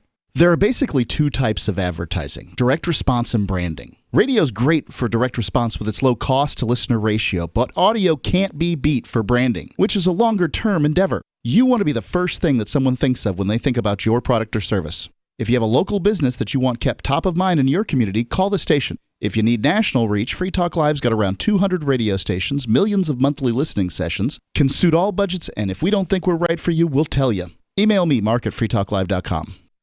What if you want to hear the latest episode of Free Talk Live, but all you have is your phone, you forgot to download our archive, and you have no data connection? You can call our Listen line at 641-793-0191. That's a long-distance number, so you may incur charges. If not, listen as long as you want. 641-793-0191. The Free Talk Live Listen line, 641-793-0191. I've been told no in many different ways. I give you an order and you're going to obey it. George, you can go this way. You can't do that and you have to leave here. You cannot bring signs into the rally. Walk with me. Well, I'm comfortable here, actually. Whoa. Hey. Who do you think you are? Excuse me. There is no video and audio allowed in this office. No, I have work today. You ain't going to make it. Wait a minute. Whoa. Hey! Oh my God! Unbelievable! Why are you running from me? Because you scared me. What am I being detained for? You're being served. What is this? You're being served. What is this? Bureaucrats have a funny way of telling people no. That's the sound of the men working on the chain. Derek J's Victimless Crime Spree. Watch it for free and order the Director's Cut DVD at victimlesscrimespree.com. Do you love Twitter? Make sure you favorite the LRN.FM Twitter account so you can receive our tweets at twitter.lrn.fm. That's twitter.lrn.fm.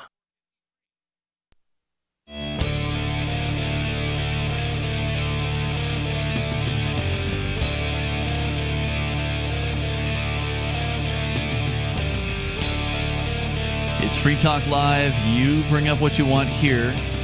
The toll-free number, 855-450-FREE. That's 855-450-3733. We're going to go to your calls and your thoughts. Then coming up, the National Health Service over in the United Kingdom, what they have been up to, just whatever they're screwing up, I should say, because they're government-run healthcare.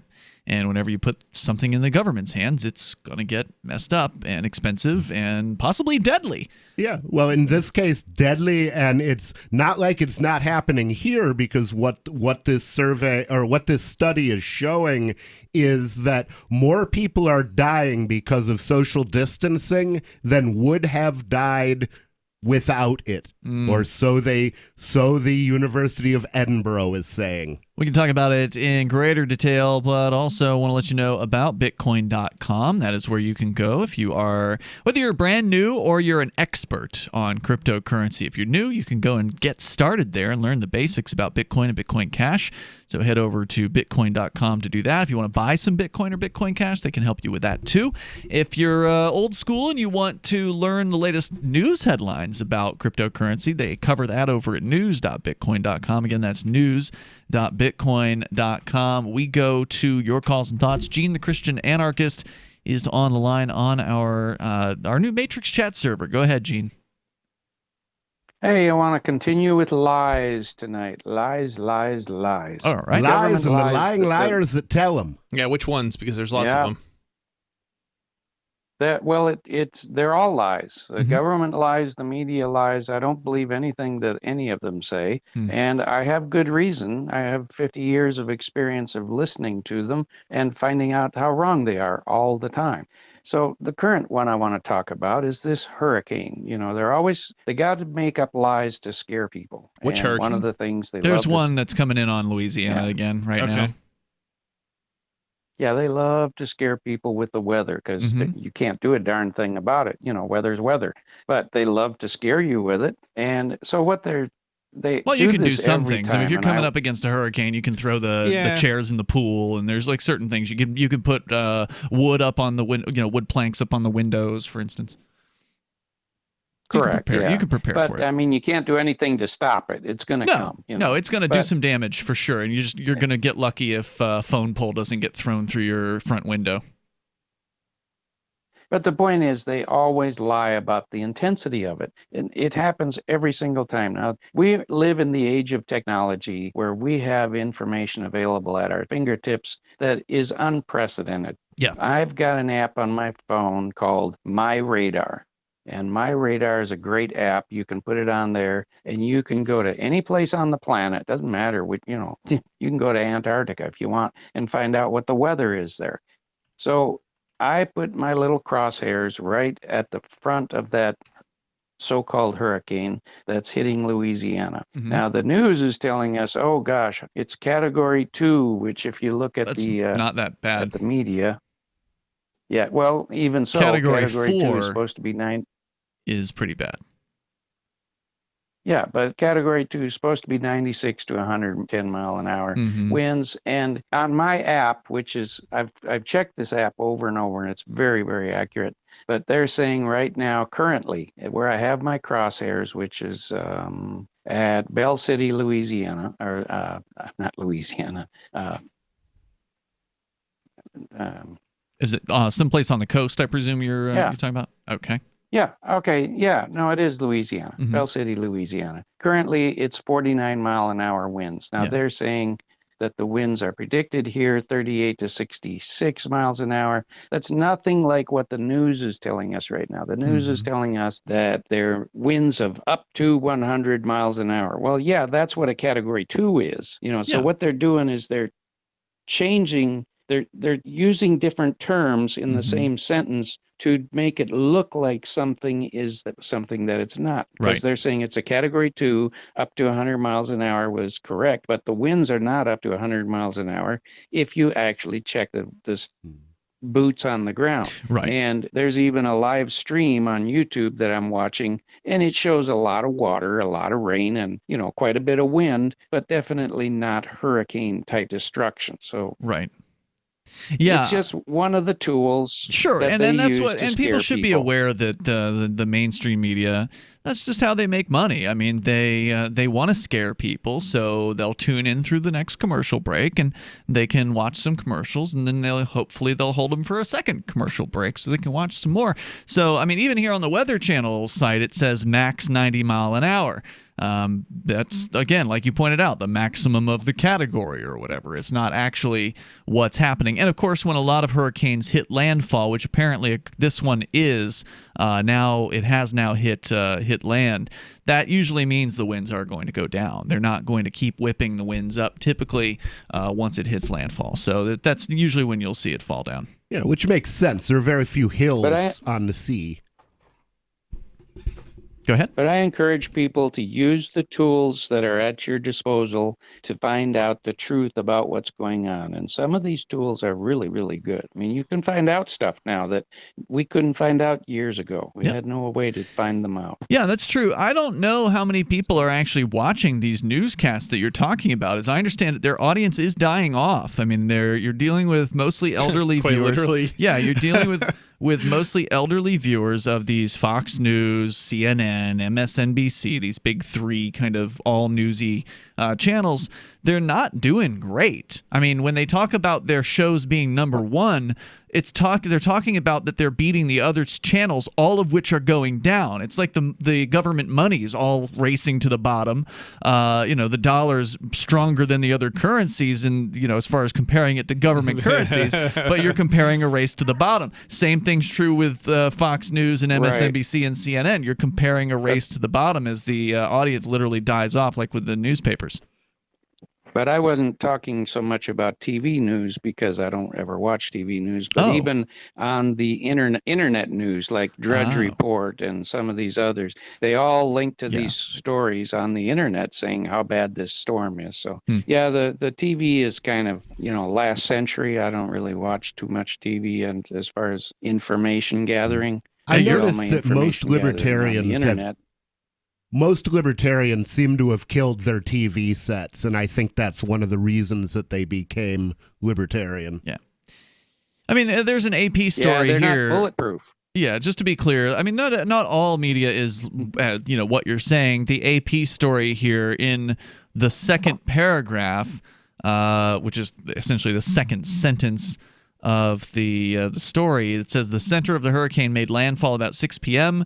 near the town of Creole in Louisiana with top winds of 100 miles per hour, though it rapidly grew weaker. So, they're not hiding the fact that at least in the AP's case, that the storm weakened significantly. AP might be a little bit better though too. But yeah, it just depends. It depends on who the author is, depends on who the editor is at any given moment. Thank you, Gene. It's good. It's words of wisdom though for people out there, and that is to say to make sure to pay attention to different sources and to have different places where you can go and gather information and try to get as direct to the source as you possibly can. So if you want to join us here, the toll-free number is 855-450-FREE. That's 855-450-3733. I always feel so bad, too, because, I barely pay attention to what's going on in a lot of the news, right? So I was sort of vaguely aware that there was another hurricane bearing down on Louisiana. And, of course, I accidentally called a Louisiana radio station today. And, they're always like, yeah, we're under a hurricane right now, we'll have to talk later. I'm like, oh, whoops. It's either that or some place is on fire in California or whatever. So it's California's always on fire. It's hard to really keep track of all the natural disasters that are going on. Somebody's always experiencing something bad somewhere. Yeah. Well, is Antifa considered a natural disaster? Because my understanding is they're the source of a lot of these California fires. The toll-free number is 855-450-FREE. That's 855-450-3733. We'll talk about the man-made disaster of the National Health Service on the way here. Nobody's got that story coming up. And you can also bring up whatever's on your mind. Our toll-free number is 855-450-FREE. That's 855-450-3733. Free Talk Live. Are you ready for what's next? It's likely coming. More food shortages, power outages, grocery stores closed, social unrest. Ask yourself, do you have enough food and supplies on hand to last at least 30 days? Most Americans do not, but you can. Avoid the panic of the last-minute rush. Order your 4-week supply of emergency food today from MyPatriotSupply.com. Starvation or dependency on the government are your only alternatives. Avoid those and the pain of being unprepared. Go to MyPatriotSupply.com right now. Build your emergency food supply with meals that last up to 25 years in storage, shipped discreetly to your door. Folks that know what's coming are using today to prepare. There's time for you to do the same. That's MyPatriotSupply.com, the original Patriot Preparedness Company. MyPatriotSupply.com.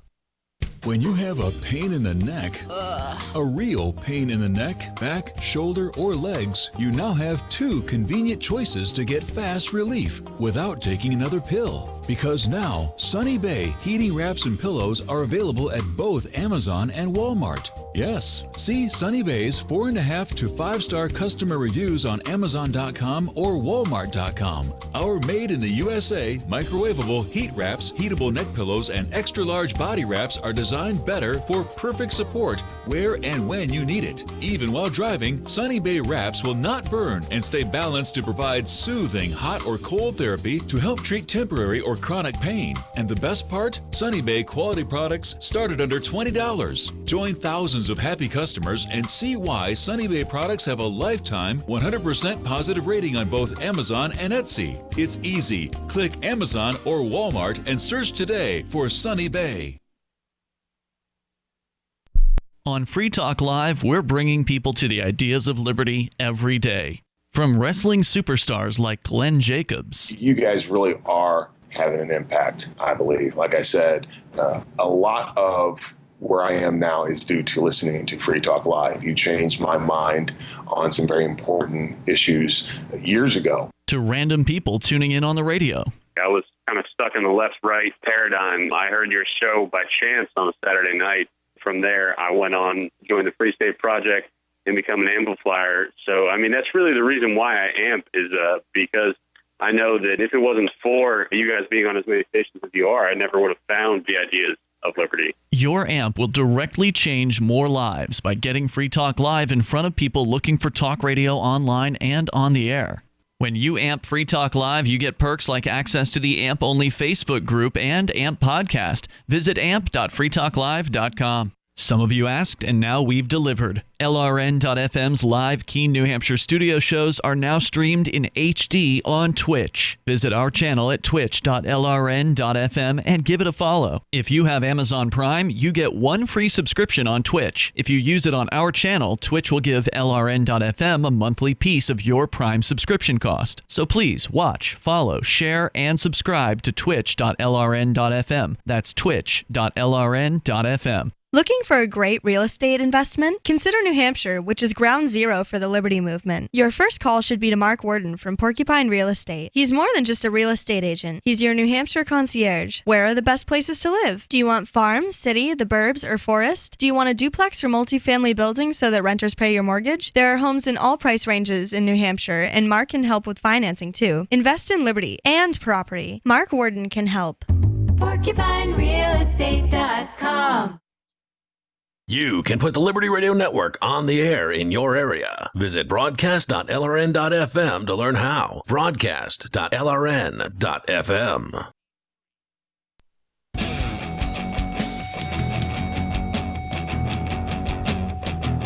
Free Talk Live. You dial in, take control of whatever you want to talk about. It goes here on Free Talk Live. With you in the studio tonight, it's Ian. Nobody. And Chris. So the real Christopher Cantwell, which is not not the fake Christopher Cantwell. The fake real Christopher Cantwell. Someone by that name in our On Air Now channel over at the Matrix chat server at chat.lrn.fm. He says the Tampa Bay Times went from $80 per year for 2-day-a-week delivery earlier this year to almost $160 now for just 2 days. Is that the newspaper? Week. Yeah, the Tampa Bay Times, just for Sunday and Wednesday. Plus, you get a 7-day-a-week digital edition, and the paper is half as thick as it was last year. This is a major market newspaper. Twice a week, doubled cost, way less production of actual news.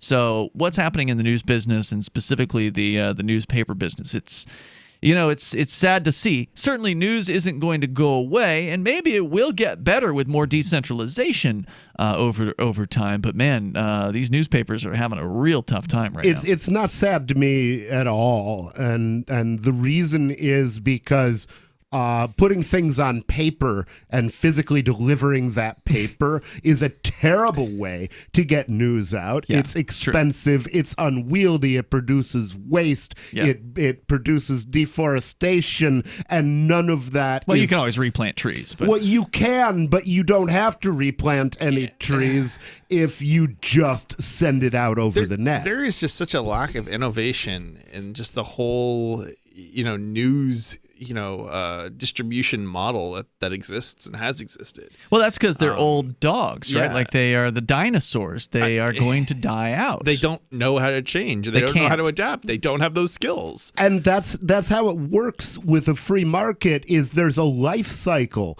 to a company. It starts out young. It's doing something nobody ever did before. It does that. It gets good at it. And then after a while, something else comes along that's a better way. And the old company can't adapt and they die. Yeah. There's nothing too big to fail. Yep. Everything is supposed to die.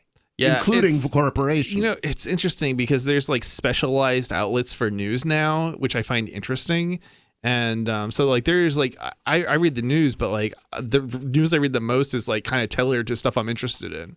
So, and that's good. And that's some of the best reporting too. So give me an example of what you like. I like Torrent Freak. Torrent Freak is You've had some really good stories from there. A couple stories a day. They a lot of piracy related stuff. Yeah, they put out 2 news stories a day, sharing. roughly. And it's not like it's my only news source, but they've got good quality. And it's like, what you want to read. Yeah, it's exactly the kind of stuff I'm interested in. And it's, I would say, and like, none of it would ever be printed in, USA not. Today. Definitely not. Do you use RSS to aggregate your news, or how do you do that? Do you let somebody else aggregate it for you? Mostly I just want I read Slashdot and I read. You just go to the website. You just go to the website and look. Yeah. So and then I'll read stories like here and there, or like social media sort of stuff. Since we're talking about papers, the real Christopher Cantwell there in the chat room says his subscription to the Tampa Bay Times lapses tomorrow. He says, F that. The paper for the entire Tampa Bay area looks more like the Keene Sentinel from 5 years ago.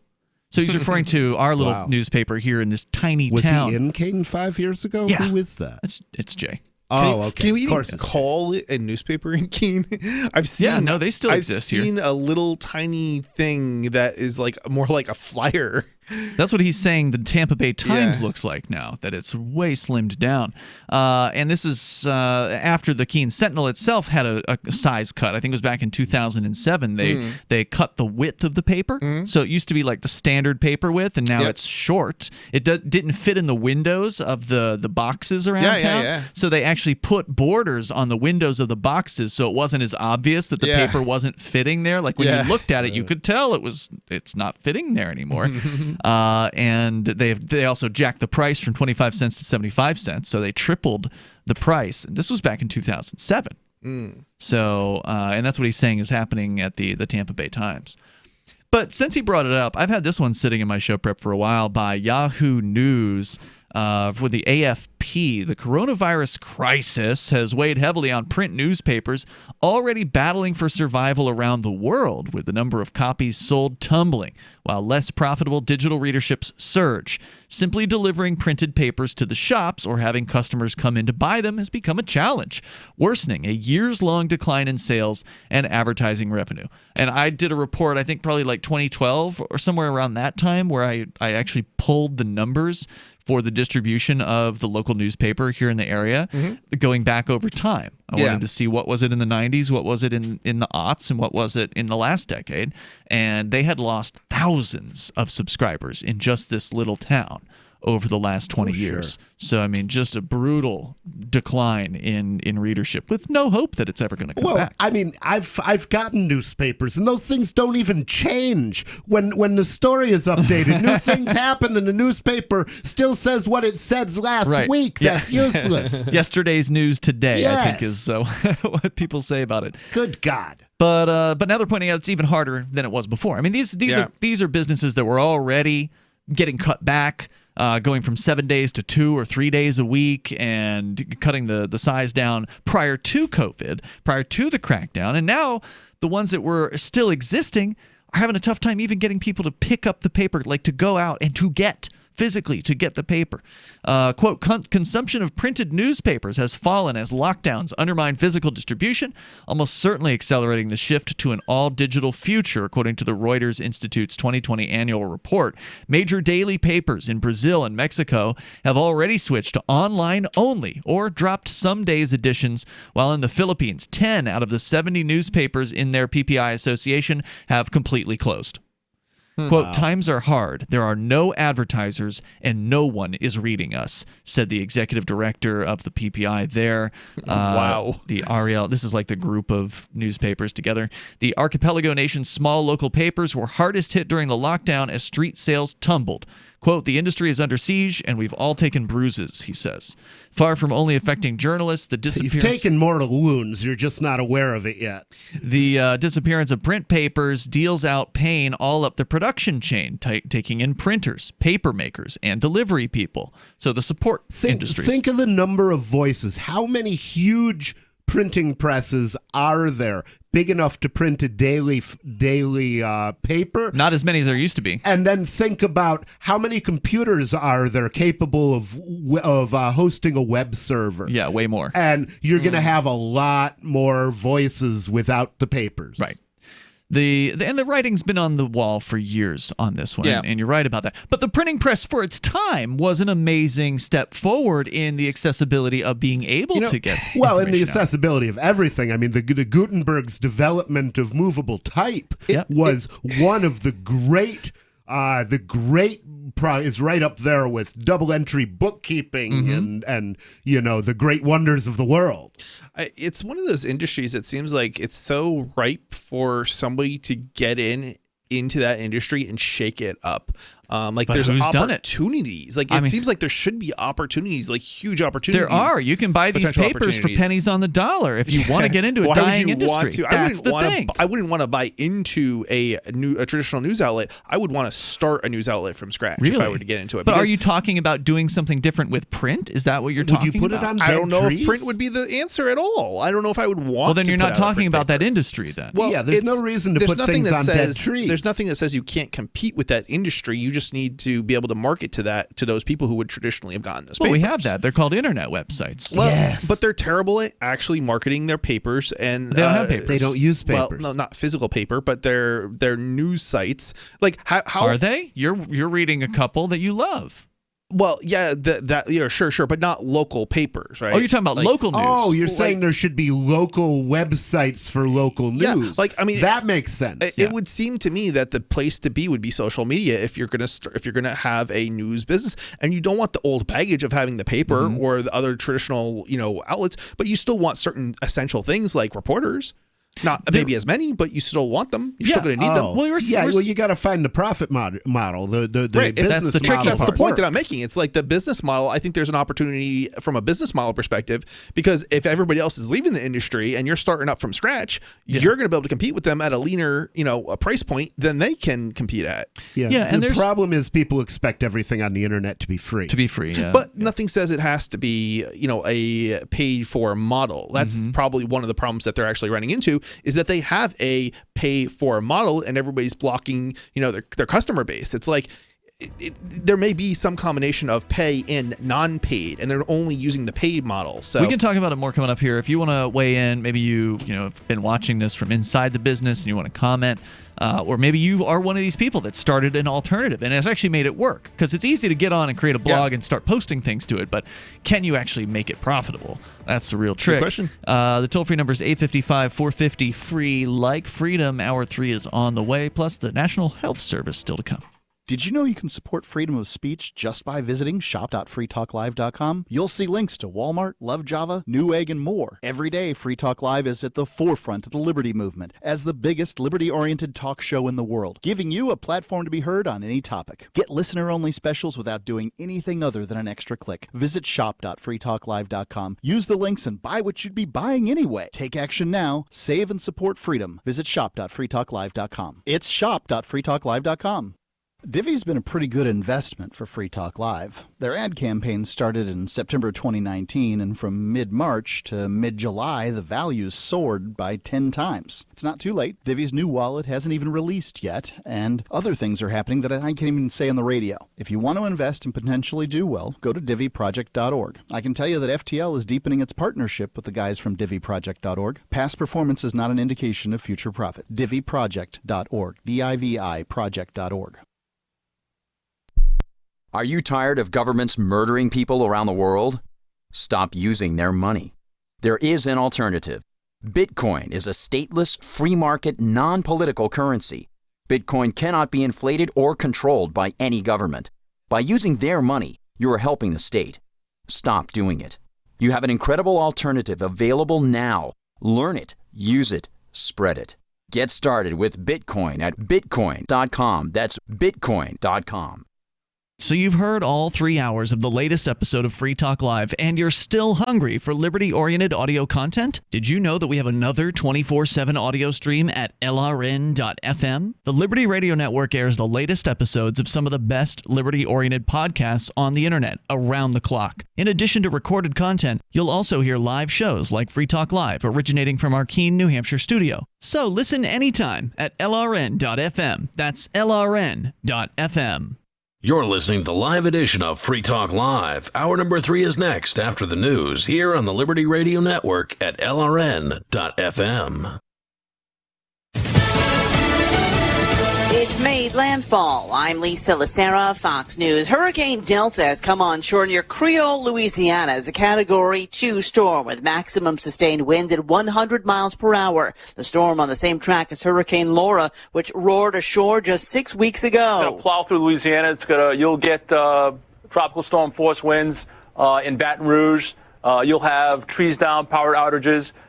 It will go through Arkansas and northwest Mississippi, and then we'll turn into a depression somewhere after that. FEMA Administrator Peter Gaynor, the agency is already on the ground there as President Trump already signed off on an emergency declaration for the state. After all the back and forth about a virtual debate, the Commission on Presidential Debates has now canceled next week's contest. The Trump campaign issuing a statement reading it part, there is no medical reason to stop the October 15th debate in Miami from proceeding as scheduled. The White House says President Trump will hold an event tomorrow and will address supporters from the balcony of the White House and will conduct a rally in Florida Monday, while former Vice President Joe Biden spent today campaigning in Nevada. Greeted by honking horns of supporters listening from their vehicles, Biden launched into his criticism of President Trump as a man out of touch with Americans. Who ignores you, looks down upon you, who just doesn't understand who in God's name we are. Biden hit on the president's bout with COVID-19 as evidence of a lack of leadership. He didn't take the necessary precautions to protect himself or others. And the longer Donald Trump is president, the more reckless he gets. A recent Fox News poll shows Biden with a comfortable lead in Nevada, slightly more than 3 weeks from Election Day. Gernal Scott, Fox News. Wall Street, the Dow gained 161. America is listening to Fox News. This year has challenged businesses across the globe to be their most efficient, which means every hire is critical. Indeed is here to help. Indeed.com is the #1 job site in the world because Indeed gets you the best people fast. Unlike other sites, Indeed gives you full control and payment flexibility over your hiring. You only pay for what you need. You can pause your account at any time, and there are no long-term contracts. Plus, Indeed provides powerful tools to make your search that much easier, like sponsored jobs, which are shown to be 3.5 times more likely to result in a hire. With 73% of online job seekers visiting Indeed each month, Indeed is going to get you the important hire you need, just like they have for over 3 million businesses. Right now, Indeed is offering our listeners a free $75 credit to boost your job post, which means more quality candidates will see it fast. Try Indeed out with a free $75 credit at Indeed.com/Fox. This is their best offer available anywhere. Go right now to Indeed.com/Fox. Terms and conditions apply. Offer valid through December 31st. House Speaker Nancy Pelosi backing a bill that would create a commission to look at ways to transfer power from the president to vice president. She says it's not about President Trump, that it applies to future presidents. With this bill, the Congress honors our oath to support and defend the Constitution and protect the American people. House Minority Whip Steve Scalise. She's wanted to remove President Trump from office because she doesn't agree with the people's choice from the last election. The 25th Amendment lays out the process for presidential powers to be transferred to the vice president. Some tech workers may not have to go back to the office ever. Microsoft will let its employees work from home permanently. Tech website The Verge says it has reviewed the company's hybrid workplace guidance to allow for greater flexibility after U.S. offices reopen. It allows employees to work from home for less than 50% of their working week, or managers can approve permanent remote work. It will allow employees to relocate within the U.S. with approval. LRN.FM's free-to-air satellite feeds blanket most of 2 continents. It was my goal to put our channel there so people without internet could receive our programs and feed pirate radio stations. As our contract with our satellite provider is coming up for another 3-year renewal, I have to consider calling it quits. It's rare that we get feedback or support from our satellite users. We started a fundraiser a few years ago, and though there are a bunch of great contributors to it, as of this recording, it covers 15% of our monthly satellite costs. Please email lrn@lrn.fm and tell me how you use the satellite feed. Better yet, chip in at fund.lrn.fm. The costs aren't the issue. We can afford them, but why continue something not valued by the market?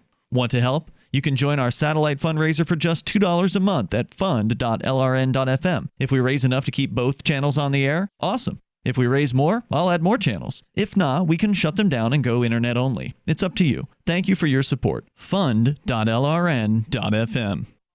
Today's most popular video games take place in dangerous post-apocalyptic landscapes. But are these games doing enough to prepare our kids for the actual post-apocalyptic future we will all soon face? I think these games are quite effective at teaching our kids skills like finding shotgun ammo and leading elite squads of super soldiers. But these aren't the advanced skills that they're going to need. They're going to need the more practical skills like how to find drinking water by collecting the morning dew in human skulls. Or how to deal with depression when the sun is blocked out for 500 years by a cloud of radioactive dust. Absolutely. Now, that's the type of knowledge these kids are going to need when their world has been turned into a brutal hellscape. But these kids said that they know how to find items to barter at weapon shops and how to use medicine packs to heal zombie bites. The games make it all seem deceptively simple. I mean, in the future, a kid's not going to be able to kill a 6-foot-long irradiated beetle just by pressing a few buttons. And he's going to have to get down there with an axe and hack and hack and hack. This is the Onion News Network.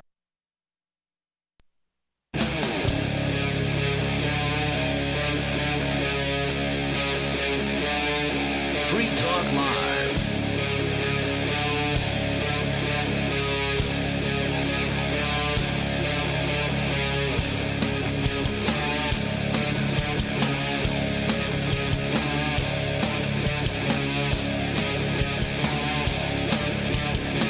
Free Talk Live. You dial in. Toll-free number here is 855-450-FREE. On the way, I've been saying it's the National Health Service and the latest debacle out of the UK as, trying to give you an example of what it's in regards to, but nobody wanted me to specify that it's in regards to COVID and how they managed to kill more people with the National Health Service. Yeah, the COVID lockdowns are killing people, is what it comes down to. In this case, we're talking about the COVID lockdowns killing businesses, specifically the newspaper business, where that had a comorbidity that has been going on for a long time, which is there are more efficient ways to deliver deliver news than putting them on dead trees. Absolutely true. Way more efficient ways.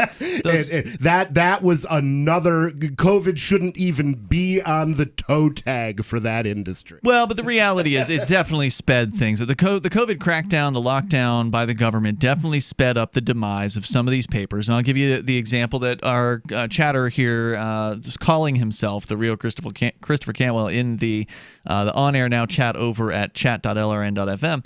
As he points out, the Tampa Times had shut down printing from 7 days a week to just 2, so just Sunday and Wednesday.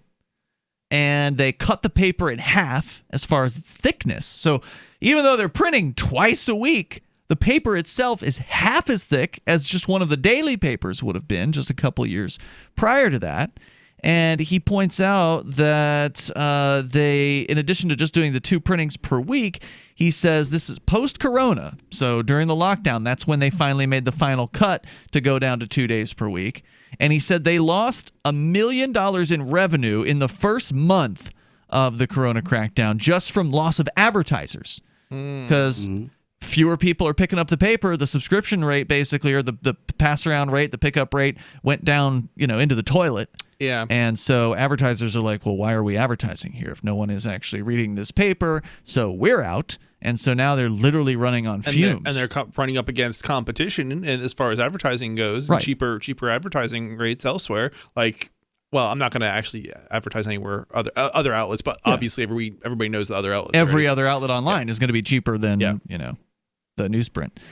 He says they bought their competitor several years ago and immediately closed it. Because I asked, I used to live in the area, and nobody used to live in Tampa as well. Yep. And I remember there was a newspaper that was a competitor called the St. Petersburg Times. So Tampa and St. Pete are 2 very large kind of cities on the west coast of Florida.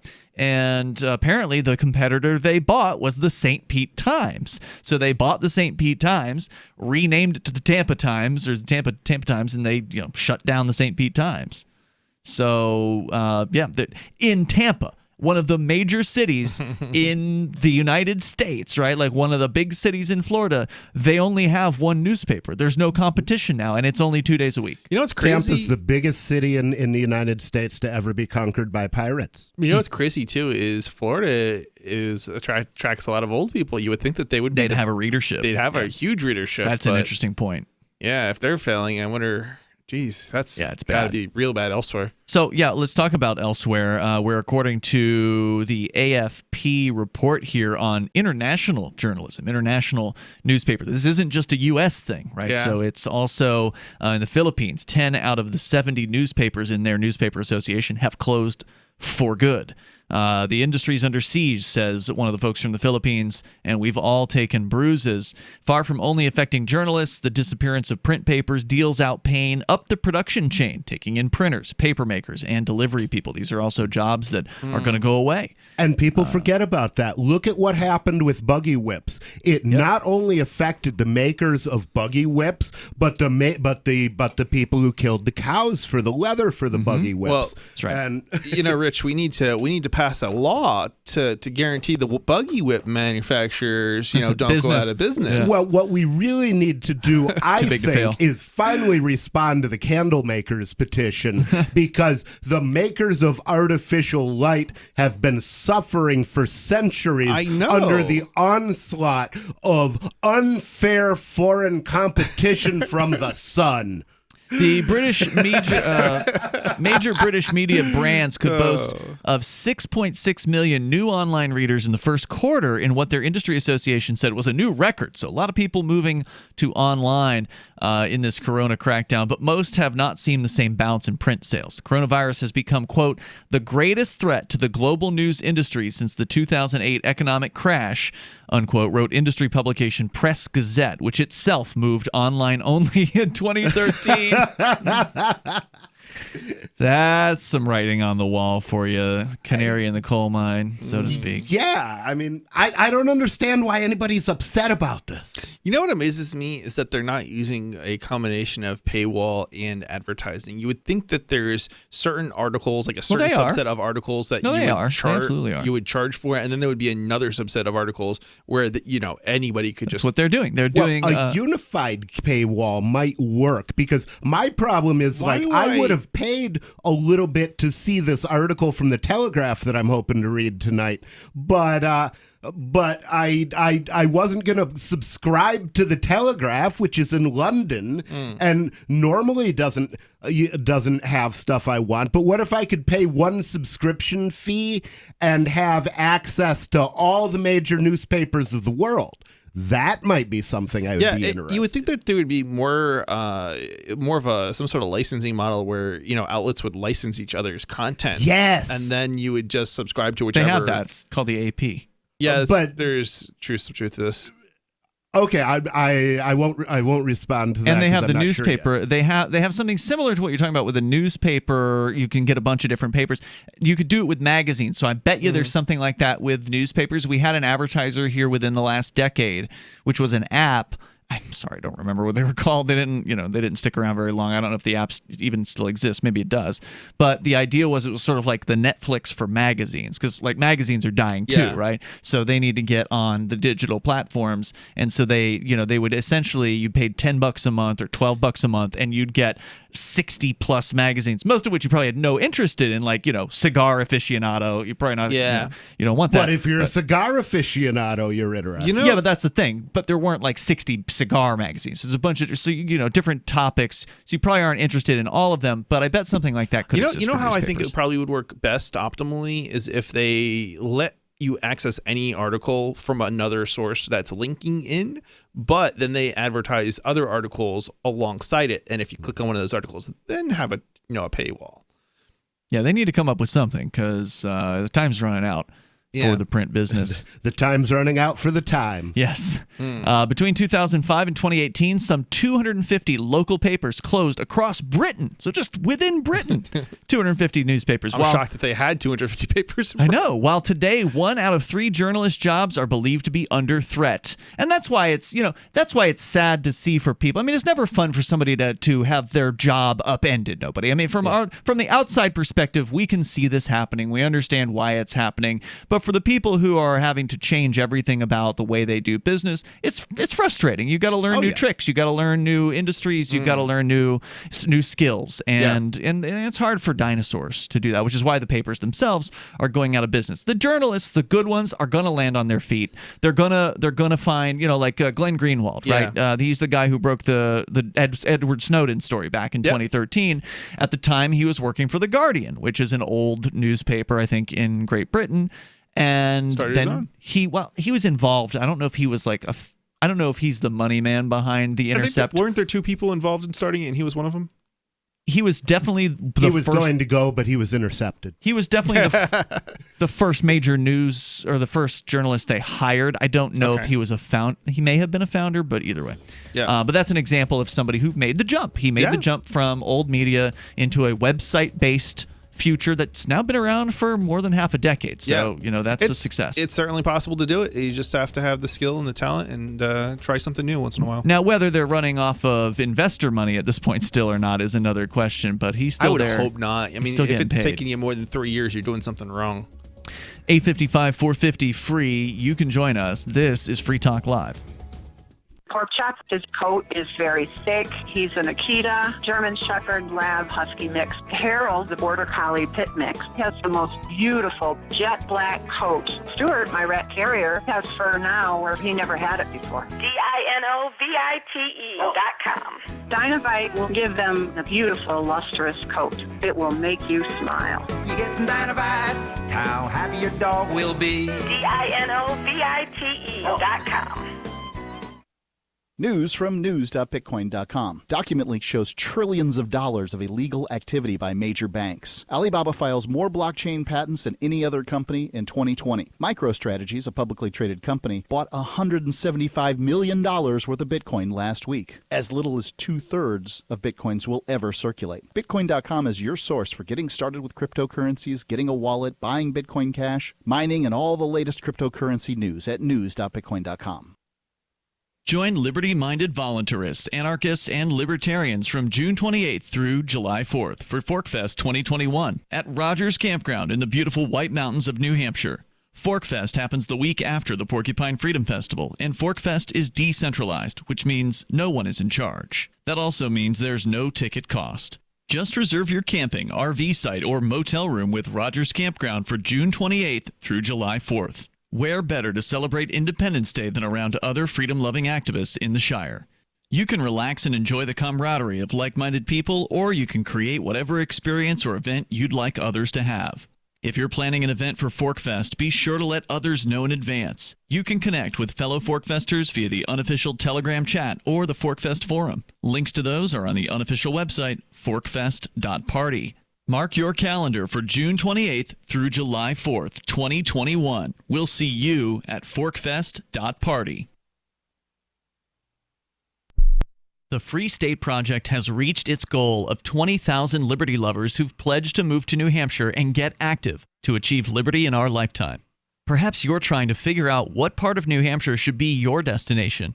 If so, consider Keene. You'll find more than 150 reasons to move to Keene at move.freekeene.com. Keene is famous for its historic, publicity-generating activism, as well as being the liberty media capital of the world. It's home to freekeene.com, New Hampshire's destination for liberty activism, news, and opinion. For years, we've been compiling over 150 reasons to move to Keene at move.freekeene.com, where you'll learn about some of what's happening here and what makes Keene a great place to live. If you love liberty, you'll probably enjoy anywhere you end up in the Shire. But do your due diligence first. Please visit move.freekeene.com for the full list of over 150 reasons to move to Keene. That's move.freekeene.com. If you want to know the latest about Free Talk Live before we go on the air, all you need to decide is how you want it delivered. It's your choice. Visit news.freetalklive.com to receive our usually weekly news updates by email. Plus, we have a Twitter account at twitter.freetalklive.com, and you can follow us on the decentralized Mastodon platform at toot.freetalklive.com. So please follow us at toot.freetalklive.com and sign up for our emails at news.freetalklive.com.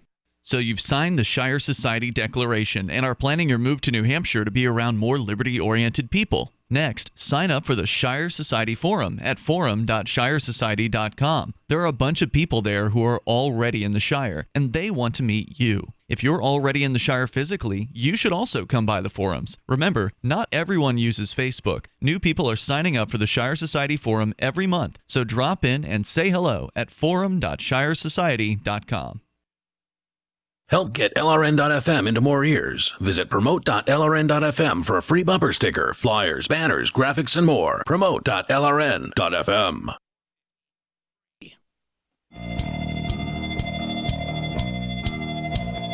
Free Talk Live. You bring up what you want here. Toll-free number 855-450-FREE.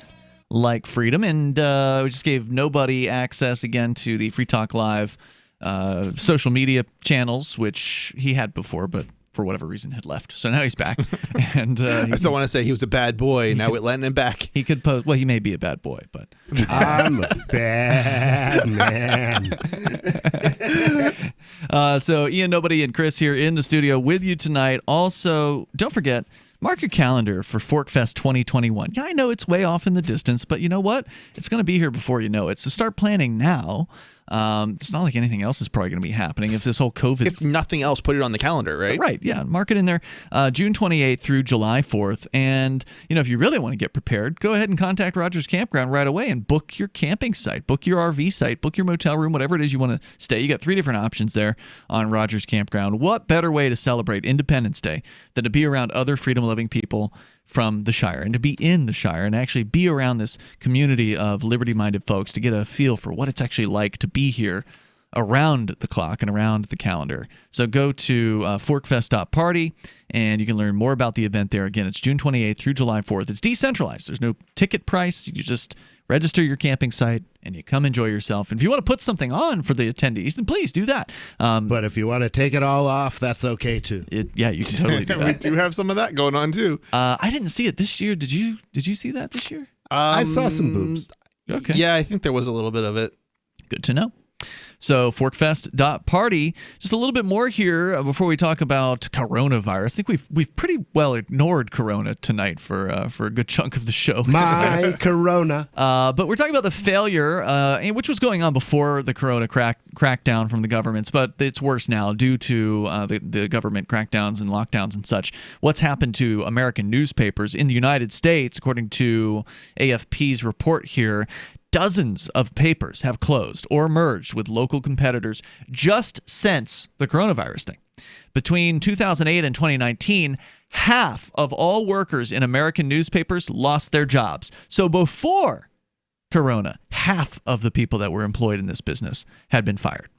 Around the world, this business being that business, not ours, though radio's not doing so great either. Yeah. Around the world, audiences have melted away for the free sheets once handed out in busy urban centers. Unable to count on funding from advertisers, some have paused publication, including Metro or Destac in Brazil or France's 20 Minutes. With its aging population used to holding a paper in their hands, Germany's newspaper publishers, quote, were all making money before the coronavirus crisis, even if circulation figures kept falling, according to the president of their Journalist Federation. Well, all the surviving ones are, because the ones that were not making money ceased publication. True, and all the advertisers went to the only one left. Things are different now, he says, but text journalism still has good days ahead. Old people in particular are far from adopting digital technologies en masse. That's not a business proposition. Yeah, we're going to serve the geriatric community, which just happens the next geriatric community, the geriatric community 20 years from now. The people who are my age now are not going to be in that same position of all of a sudden we want a physical newspaper. No. We just want to, make the fonts bigger on our computers. Yeah, it's called Control++ a couple times. Right. I'm already getting to that point, guys, and I do that. So, yeah, I'm pretty sure that the next generation has got that problem solved already. Printing is expensive, but it swings and roundabouts, said Gilles Deschamps, head of a printing company in northern Paris. Swings and roundabouts? That sounds like some sort of a local prostitution problem. Well, it is Paris. Arguing that, quote, it's important for readers and advertisers to have the landmark of a printed paper, he said. Despite efforts like cutting their size to save paper, we've seen that here in our very own Keene, New Hampshire, or investing on the web over the past 30 years, few papers have found the winning formula to make money from 21st century journalism. Quote, even in the smallest markets, Facebook and Google siphon 3/4 of the digital revenue, according to a Wall Street Journal and New York Times vice president, former VP, who now teaches media economics at the University of North Carolina, because, as they say, those who can do and those who can't teach. That leaves all other legacy media fighting for the digital scraps. Strong brands like the New York Times may survive the transition, with the Gray Ladies' digital revenues outstripping paper for the first time in the second quarter this year. But the smaller fish may have to continue reducing their output and hiking prices to survive, with successful new magazine launches in recent years mostly targeting a niche audience. Abernathy predicted, quote, print will survive in some form, unquote, although the likely more in weekly and monthly options than daily. Quote, the era of the print daily will be remembered fondly. The whole notion was capturing the history of the last 24 hours, she said. And that's it. There's your, it's almost a eulogy for the newspapers of today. Toll-free number, 855-450-FREE. And with that in mind, where is your story coming from here tonight? My story is coming from the telegraph.co.uk. A newspaper. And it's entitled, Herd Immunity Could Have Saved More Lives Than Lockdown, Study Suggests. And it's by Sarah Crapton? Seriously? That's an unfortunate name. It really is. It's crappy. Science editor. And it starts out, blanket social distancing and the closure of schools may have cost more lives than if herd immunity had been allowed to build slowly in the community, a study suggests. You mean like if people just did this as they did every other time we've had a so-called pandemic? Exactly. If we'd just done what everybody else does every other time this has happened. Right. A reanalysis of the Imperial College modeling that led to lockdown in March shows that shutting schools and preventing youngsters from mingling may have had the counterintuitive effect of actually killing more people, just as was predicted on Free Talk Live. In a study published by BMJ, Edinburgh University predicted that over the entire course of the pandemic, keeping children out of classrooms would increase deaths by between 80,000 and 95,000. Now, this is, I assume, in the scale of Britain, which is 1/5 of the size of the United States. Right. Likewise, social distancing of everyone, rather than just the over 70s, could cost between 149,000 and 178,000 lives. You know, This very much reminds me of what I was proposing early on segregating the older population and letting everybody else go and do their business. And the print journalists, so they can have their damn newspaper. What if I'm older and I don't want to be segregated? Well, then you don't it's have to your be. risk. It's your choice. Okay, you're talking about a voluntary. Yeah, of course. Yes. I'm Just a making sure. libertarian I here. know, I'm just making sure I'm we're not, clear. I'm not a. Yeah, okay. I am not a Republican or a Democrat. You never know when somebody's just tuning in, hearing you say that for the first time. Absolutely. Experts say the virus was able to spread faster to vulnerable people once lockdown measures were introduced than if some level of immunity had been allowed to build up in the young. It comes as thousands of scientists across the world signed the Great Barrington Declaration calling for an end to lockdowns for young and healthy people. It's about damn time. Now, who was calling for that? Was that the Belgian? It was the Great Barrington Declaration, which is the first I've heard of it. It's the UK scientist, then. I don't know. I have to find out what this thing is.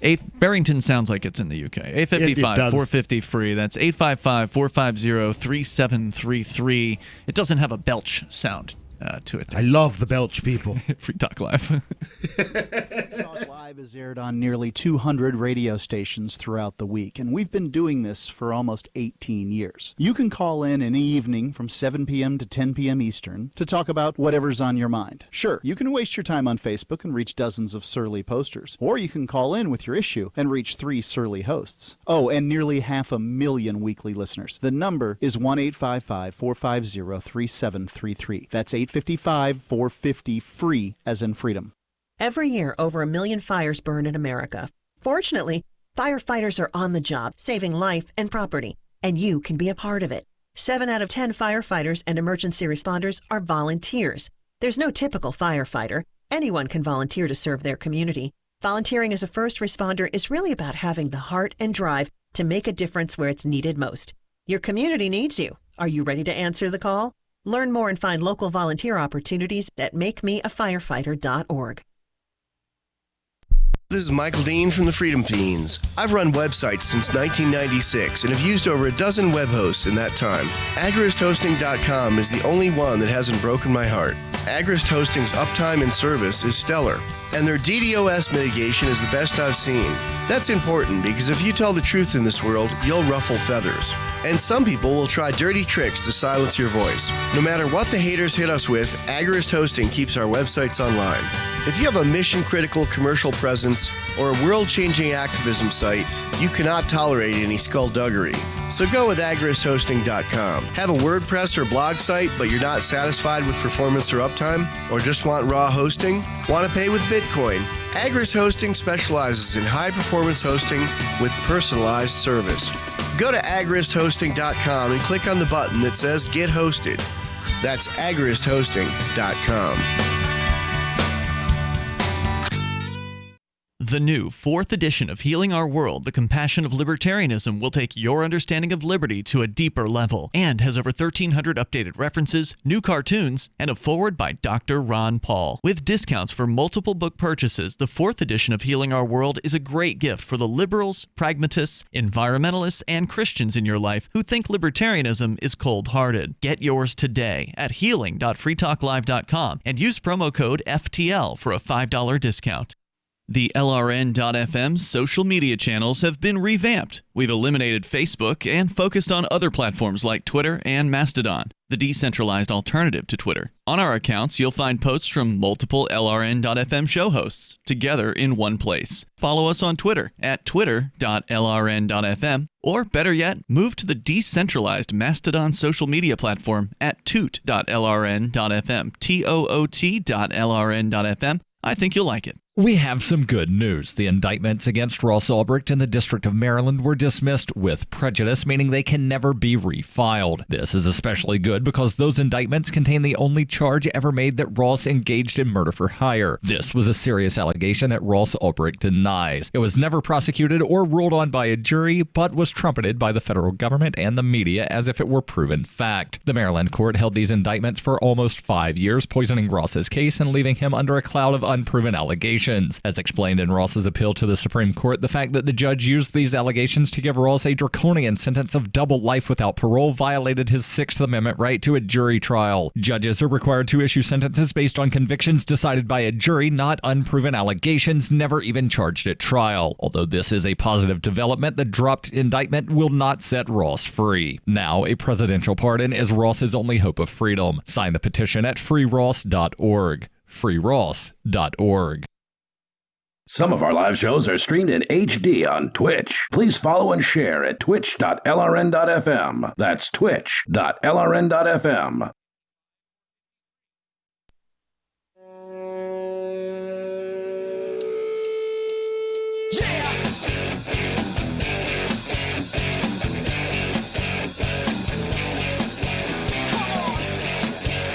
Free Talk Live, you bring up what you want. Take control of the airwaves here. Our number, 855-450-FREE. That's 855-450-3733. Joining you in the studio tonight, it's Ian. Nobody. And Chris. All right, so we will get to your calls. If you want to make them, you can bring up absolutely anything. You can also call in over our new Matrix chat server, which if you're not in that yet, you can join by going to chat.lrn.fm. And that will give you step-by-step instructions on how to join the server at chat.lrn.fm. Nobody, bring us back to this story here from The Telegraph talking about herd immunity. Yeah, basically the Telegraph story is saying that a re-examination of the numbers that were used to decide to lock down Great Britain, as most countries have done, showed that fewer people would have died likely through herd immunity than have actually died as a result of these insane lockdowns. And these are some huge numbers of deaths. And they're just looking at the UK. Here. They're just looking at the UK, as I understand it. So they're saying that keeping children out of classrooms may have increased deaths by between 80,000 and 95,000 people. And this is in a country that's 1/5 the size of the United States. And you mean the population? Yes. Yeah. And that social distancing of everyone, rather than just people over 70, could cost between 150,000 and 178,000 lives. Now, do they explain why that is? Why they made those decisions? Yes, no, it actually comes to that. Let me go a little further. It comes as thousands of scientists across the world signed the Great Barrington Declaration, calling for an end to lockdown for young and healthy people. The government locked down the country after imperial modeling showed that 500,000 people could die and that the NHS would be overwhelmed. But imperial had also predicted that no mitigation strategy could lower deaths to fewer than 200,000 without a vaccine, and suppressing the virus would merely delay an even deadlier resurgence, which is the second wave that they're talking about. The author, Sweden, for example, is not having a second wave. They had their one wave, and that's probably the only wave of deaths they're going to have. They're done. And you bring them up because Sweden had the least of some of the world's lockdowns. Yeah, Sweden did not lock down to speak of at all. There were some limitations that did come into play, I believe, including no groups over 50, but they had the least of the restrictions. Them and Belarus were the two we heard about most. The authors of the new paper, who rediscovered the figures in their reappraisal, said the government appeared to have chosen to protect the NHS in the short term rather than save lives through the whole epidemic. Let me repeat that. The authors of the new paper, who rediscovered the figures in the reappraisal, said the government appeared to have chosen to protect the NHS in the short term. And that's the National Health Service, rather than save lives throughout the whole epidemic. Although it reduced peak demand for ICU beds, it prolonged the epidemic, resulting in more long-term COVID-19 deaths. This is murder most foul.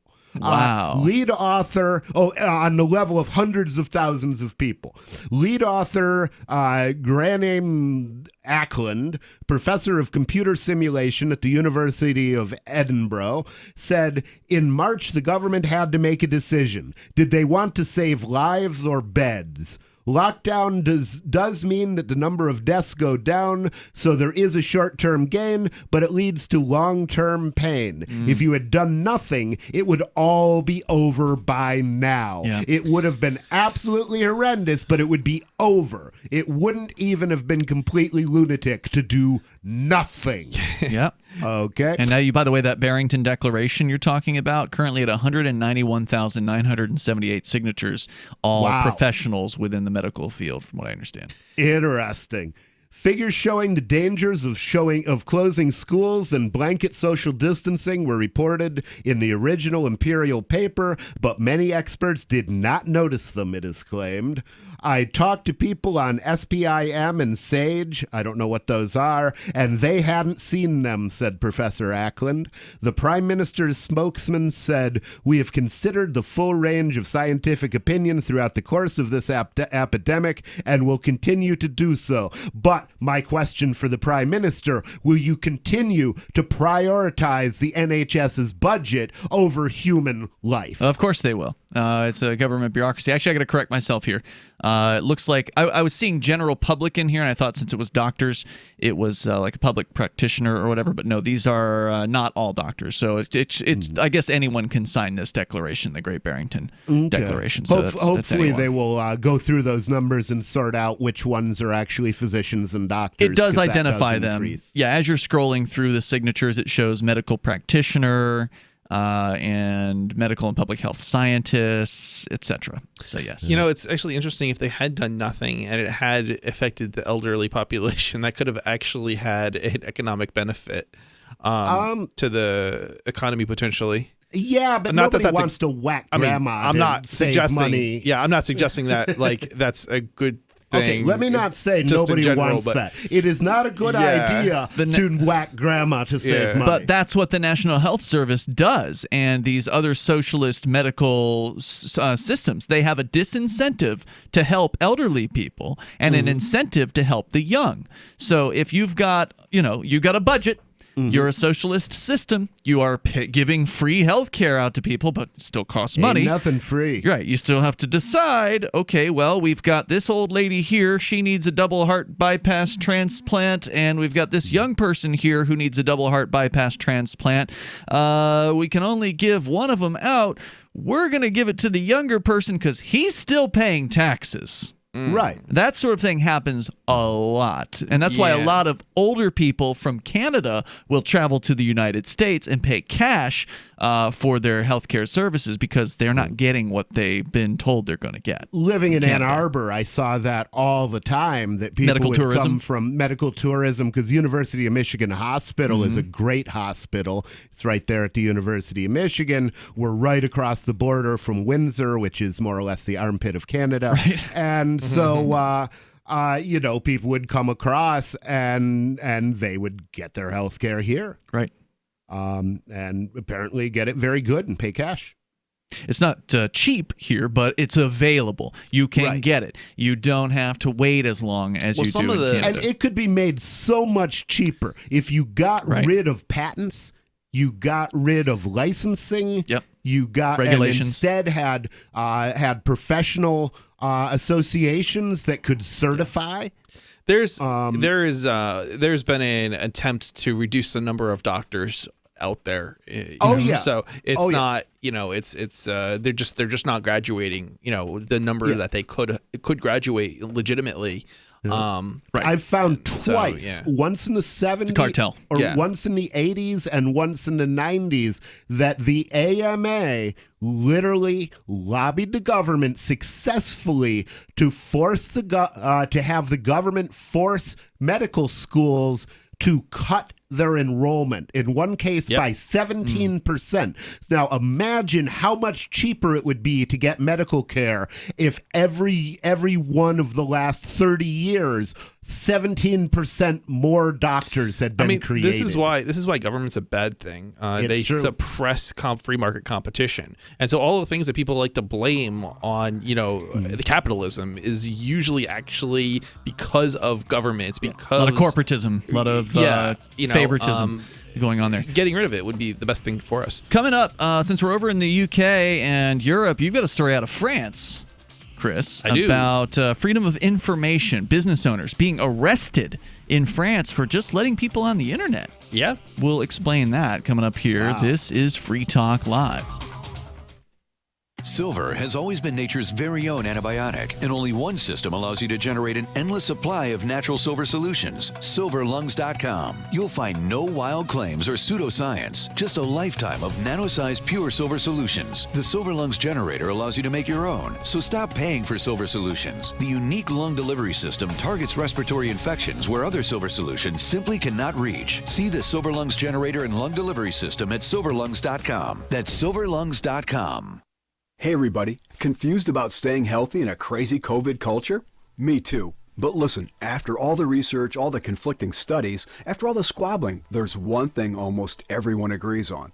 It's that immune system health can literally be the difference between life and death. You probably already believe that. I certainly do. So here's the thing. I wanted to get past the craziness and find out which plant-based substances actually have studies that demonstrate some efficacy in immune support.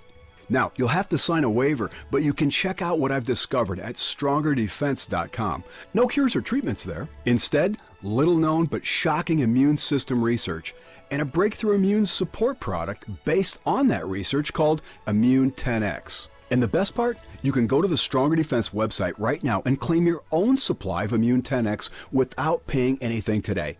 Crazy, right? Learn more about this unusual limited-time offer at StrongerDefense.com. That's StrongerDefense.com. What if you could cut your heating bills this winter with your existing wood-burning fireplace and not spend thousands doing it? You can with Great Wall of Fire fireplace grates. Our U.S. patented made-in-America Wall of Fire grates increase fireplace efficiency, eliminate fireplace smoke problems, and come with a 30-day money-back guarantee. See our grates in action and get free shipping from walloffire.com or call 800-274-7364. Fireplace heat without fireplace smoke. walloffire.com. Join liberty-minded voluntarists, anarchists, and libertarians from June 28th through July 4th for ForkFest 2021 at Rogers Campground in the beautiful White Mountains of New Hampshire. ForkFest happens the week after the Porcupine Freedom Festival, and ForkFest is decentralized, which means no one is in charge. That also means there's no ticket cost. Just reserve your camping, RV site, or motel room with Rogers Campground for June 28th through July 4th. Where better to celebrate Independence Day than around other freedom-loving activists in the Shire? You can relax and enjoy the camaraderie of like-minded people, or you can create whatever experience or event you'd like others to have. If you're planning an event for ForkFest, be sure to let others know in advance. You can connect with fellow ForkFesters via the unofficial Telegram chat or the ForkFest forum. Links to those are on the unofficial website, forkfest.party.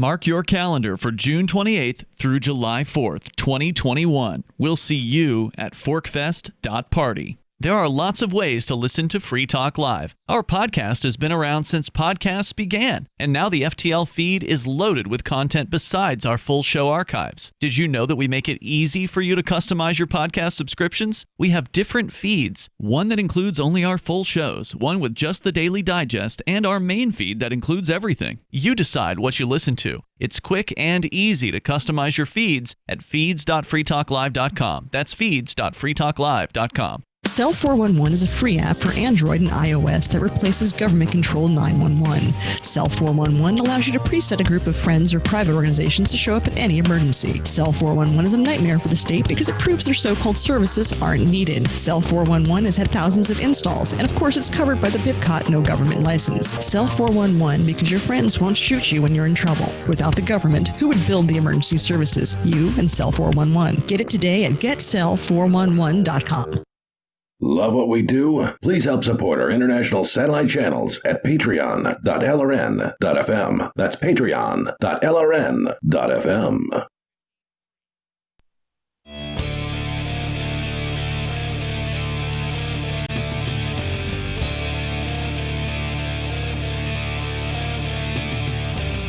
Free Talk Live. Moments remain. Enough time for you if you want to dial in now and join us here. The toll-free number, 855-450-FREE, like freedom. But the fun doesn't have to end after this show segment, because at 10:30 Eastern Time tonight, or around about that time, nobody will be telling the truth. It's true. It's a show that nobody performs here from our same studio, but it's video platform only, so it's not on broadcast radio. It is on DLive and Twitch. You can go to dlive.lrn.fm and twitch.lrn.fm. You can get tuned in there, 10:30 Eastern Time tonight. What's your plan? My plan is to spend the next half hour figuring out my plan. Well, I hope your plan is to tune in, because otherwise there won't be much to listen to. Definitely be there. He's the one person who can't tune in. He's doing the show. But everybody else should tune in. Yeah, fair enough. Tune in, turn on, and drop out. All right, so we are going to change gears here and get into a little bit of a tech story and also an oppression story. In the case of France, where according to... Help, I'm being oppressed. Come and see the violence inherent in the system. Yeah, that's exactly what happened in your story tonight here, Chris. What do you got and where is it from? So this is from ZDNet. 5 bar and cafe owners arrested in France for running a Wi-Fi network. Wow. Yeah, a 2006 French law says that any person who provides internet access must keep access logs for at least 1 year. Oh.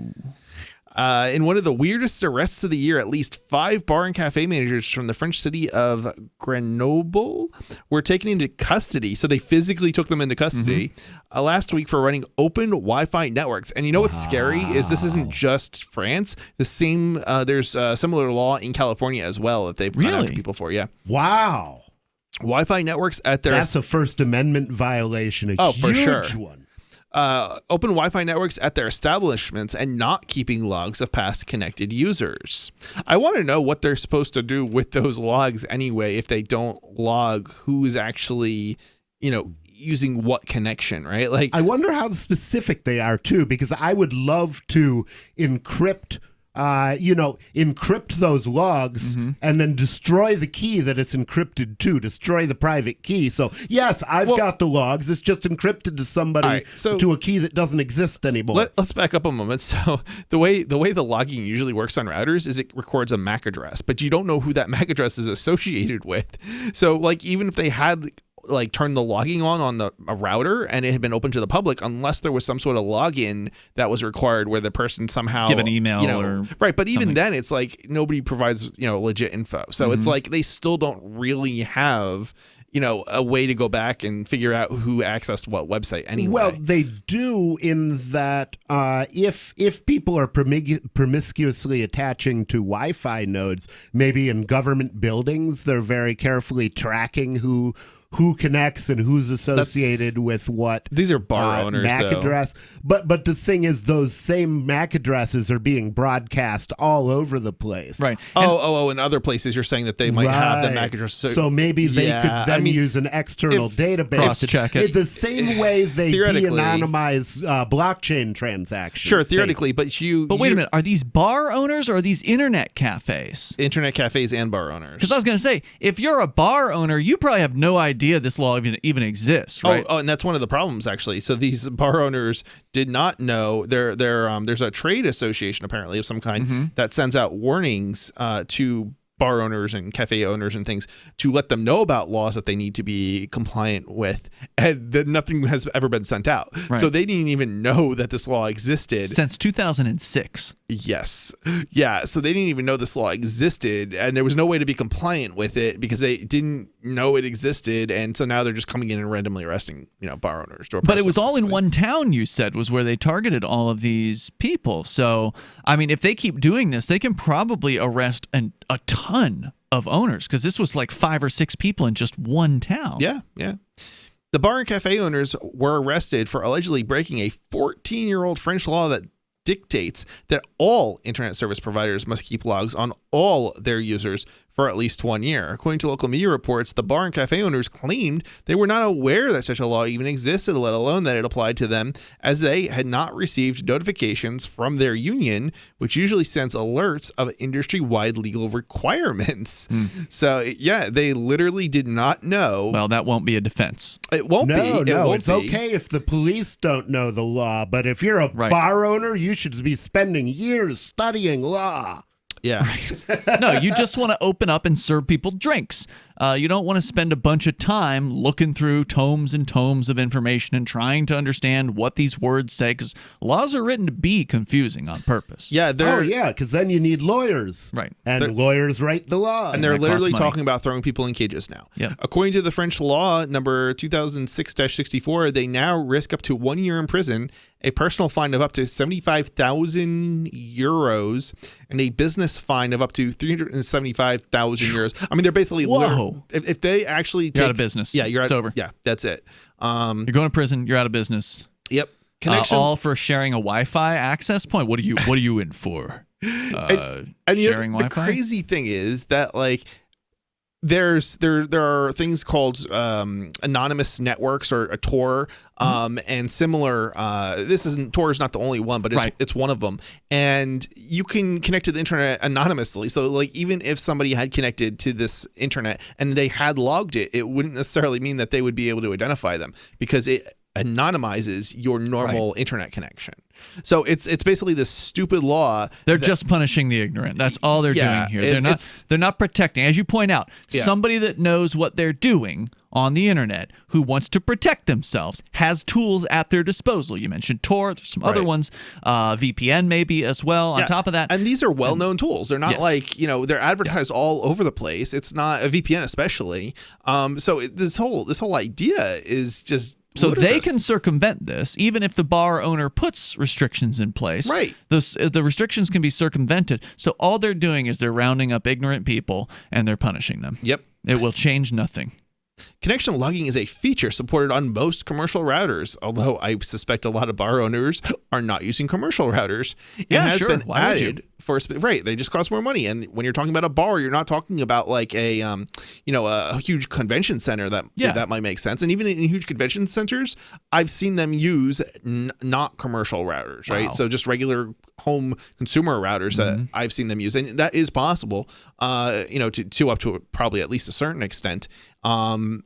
If you set them up right and everything else. So yeah, I mean, this is really disturbing. God. And they're facing how long? You mentioned fines. Up to a year in prison. And brutal fines. Yeah, and personally 75,000 euros, and the business up to 375,000 euros. So I mean, and euros are more valuable than the dollar, right? So you're talking about like $500,000 there, right? Yeah, that might be. Yeah, that might be about right. Let's see here. So let's see. Connection logging is a feature supported on most commercial routers and has been added for this specific reason as countries around the world begin introducing data logging laws for their local ISPs. Law enforcement agencies often, actually, there's another interesting note here. So it's actually the United States that has caused, there was a law that was passed, I think it was in 1998, lawful, law, I forget what it's called exactly, but it's something like Lawful Interceptor or Lawful Connection Act or Access Act or something like that. It's basically for telecommunications providers, and it mandated that every single device be plugged into by the government. And these devices, once they passed that law, because the U.S. is a big market, all the manufacturers had to adapt to that law, and then these devices, these routing devices, are used all over the world. So governments like China, corrupt governments all over the world, basically they're getting their software all over the place. That otherwise would not be able to do these things. Ultimately, ended up with censorship and oppression all over the world. Law enforcement agencies often rely on these logs to track down malicious behavior or details about suspects using public Wi-Fi networks to commit crimes. So that's it basically. Wow. It's just this one of these things that is just like very, very oppressive governments, and it's not, we're talking about Europe, but it's not just Europe that's doing this kind of thing.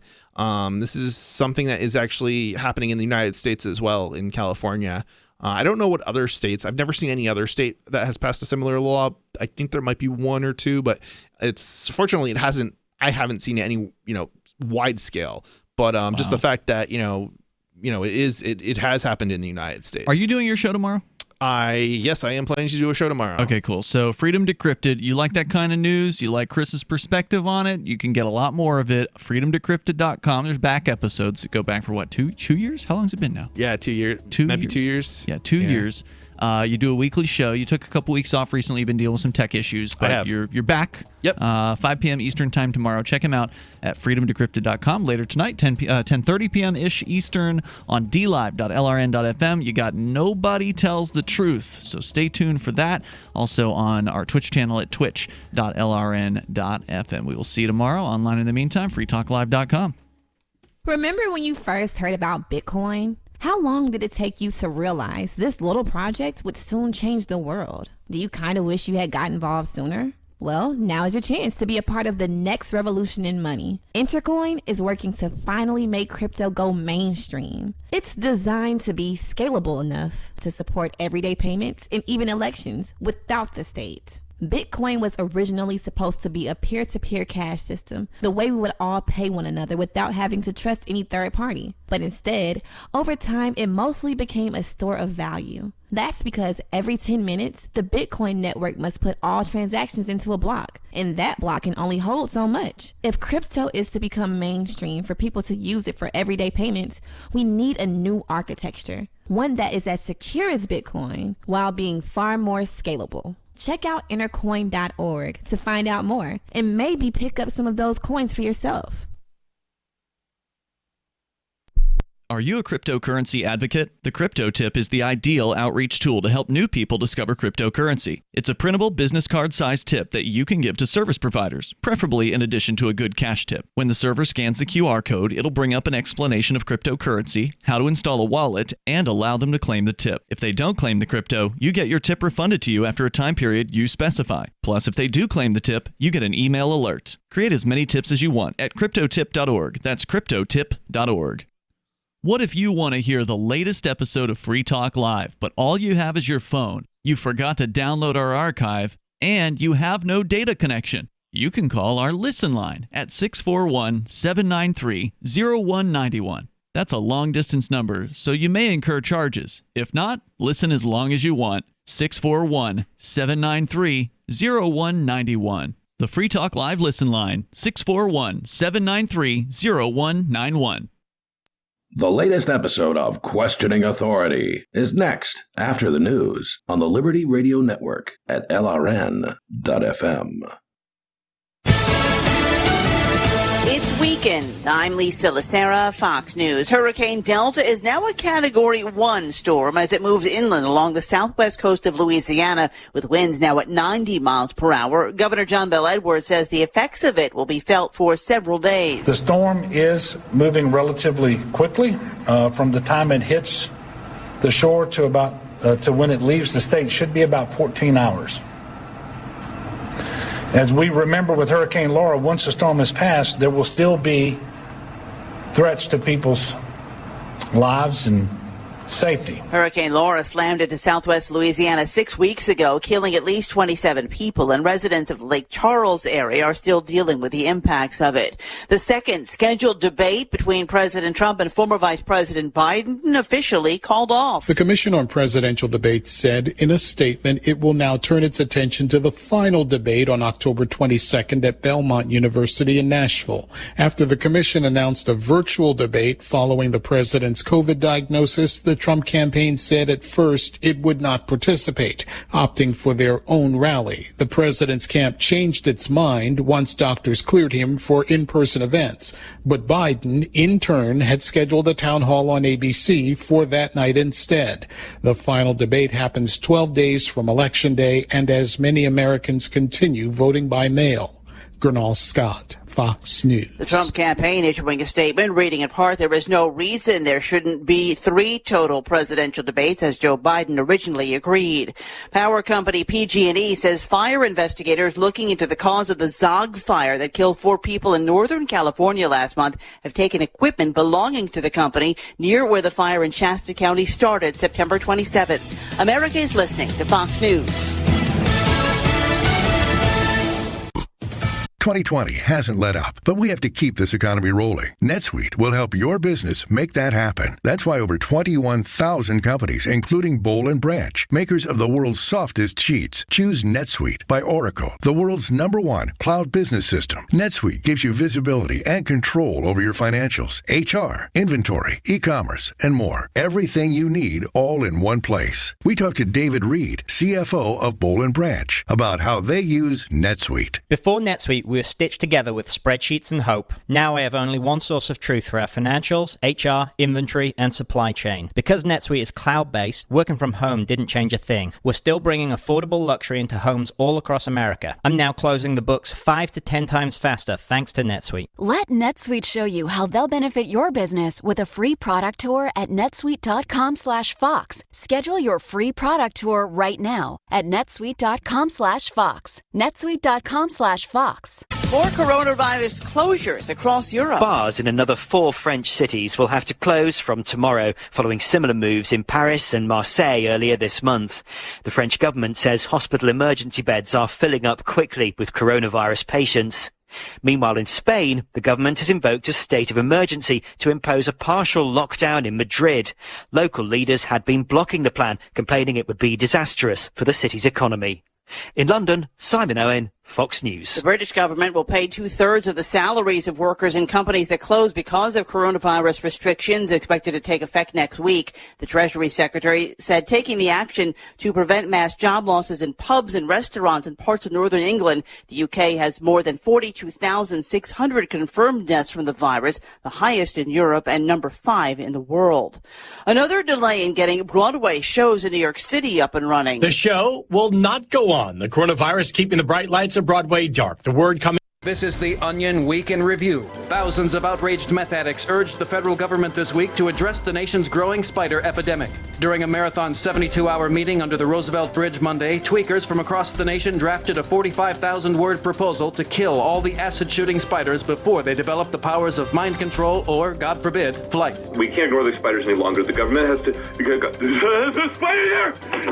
The addicts have agreed that the best temporary solution would be for the government to issue them large quantities of methamphetamine and steel wool. A local daddy was put in his bye-bye box Tuesday so that he could go on a long vacation with the birds and clouds in the sky. The daddy, who was once tall and strong and liked going to the hospital to play with their fun machines, was reportedly put in the bye-bye box after weeks of being sleepy all the time and never finishing his din-din. Family had come in from all over to watch daddy get dropped inside a cool underground fort full of dirt and sand, where he'll be tonight instead of being home to play Chutes and Ladders.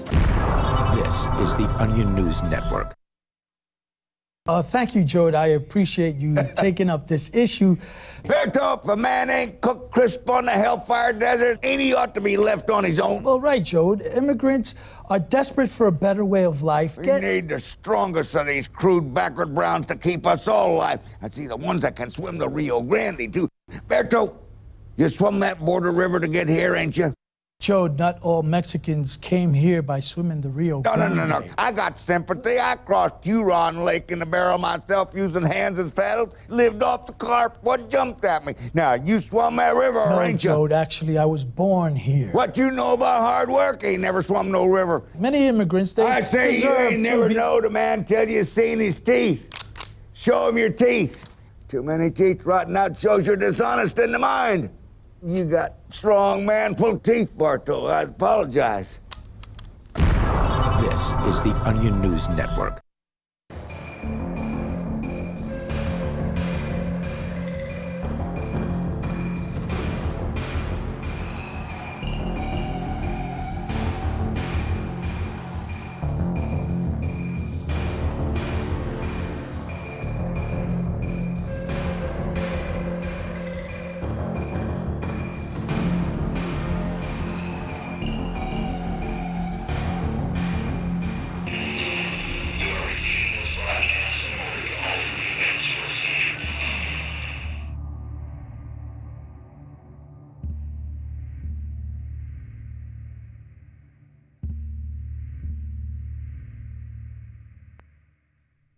All right, welcome back, everyone, to this latest edition of Questioning Authority. Just some last-minute audio additions, and also that was a lot of tequila. My God.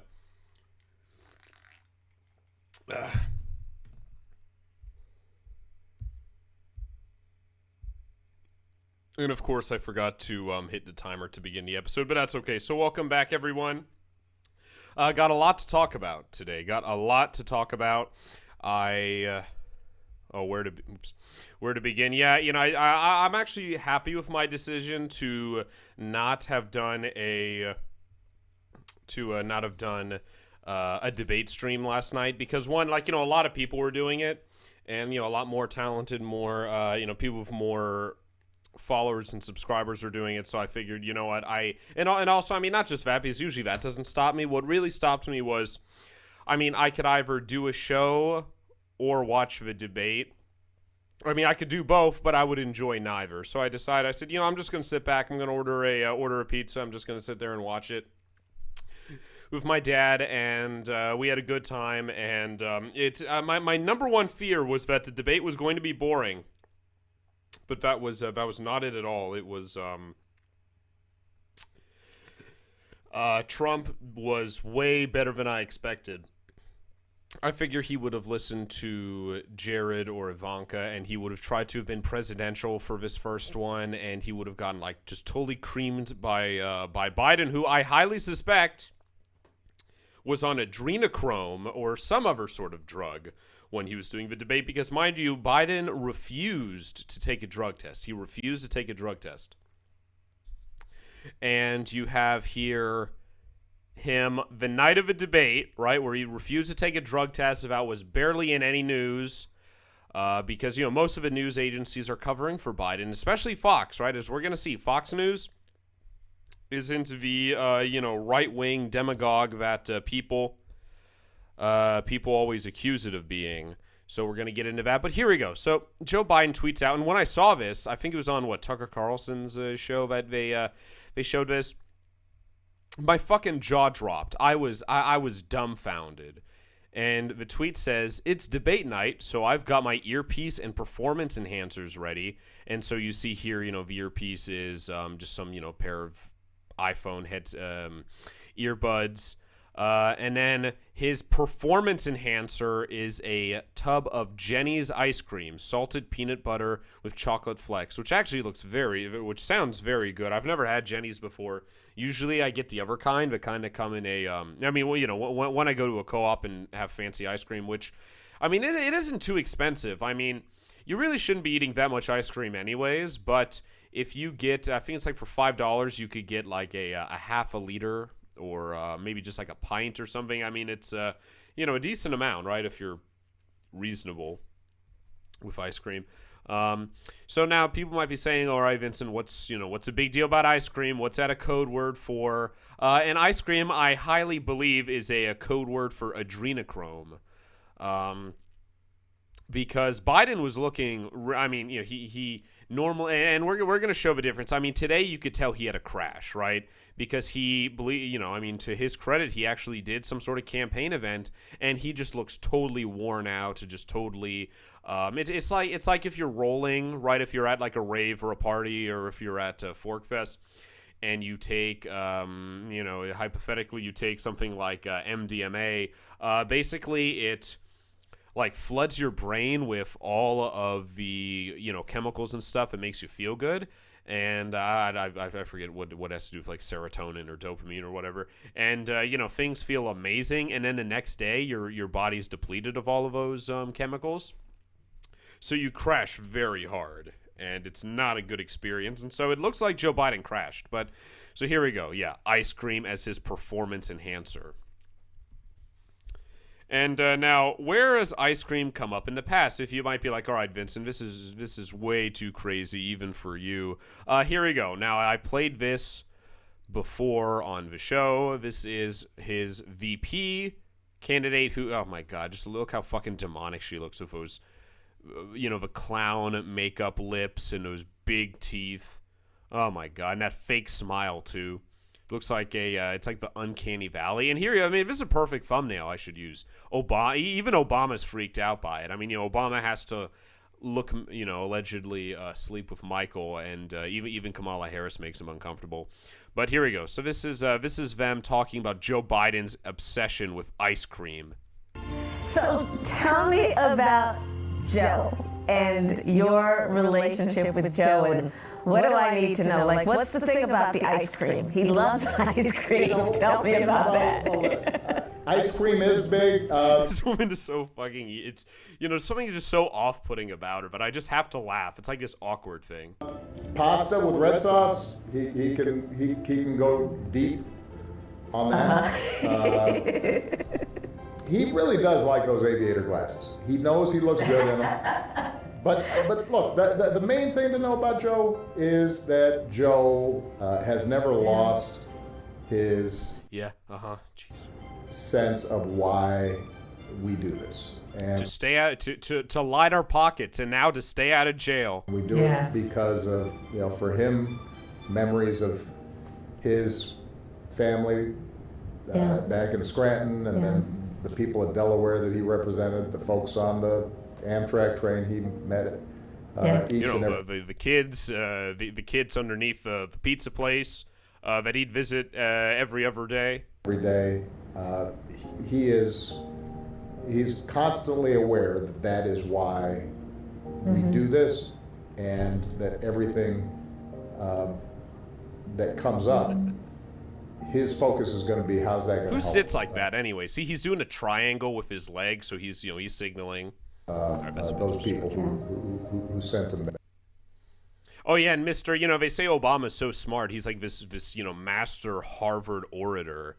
I mean, he's even worse than me when I'm like drunk. Well, you see, because he has no excuse. I just want to play this again. Here we go. The important part again. What do I need to know? Like, what's the thing about the ice cream? He loves ice cream. Tell me about that. Ice cream is big. Pasta with red sauce. He can go deep on that. So, and here we go. The code words here. So here it says ice cream is male prostitute, but I always thought that hot dog was male prostitute. I think ice cream makes more sense as adrenochrome. Damn, I forget where I do wish I remember where I heard that. But, it only makes sense, too, because, allegedly if you're to go, with the lore of it, adrenochrome it's what keeps them fresh, right? Like, after the whole coronavirus thing happened, and you see people like Ellen and Jimmy Kimmel doing shows from their homes, they looked very disheveled, and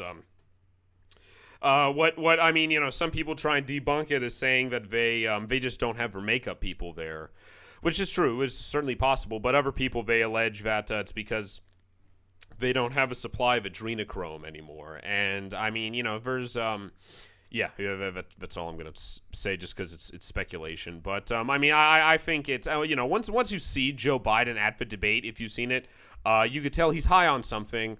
On InfoWars, Alex Jones, his thing was that it was blood transfusions, which I guess make him look younger, but I don't know how that would make his cognition be any better. I mean, my verdict is he must have been on some sort of like microdosing some psychedelic, or he was on some sort of like nootropic.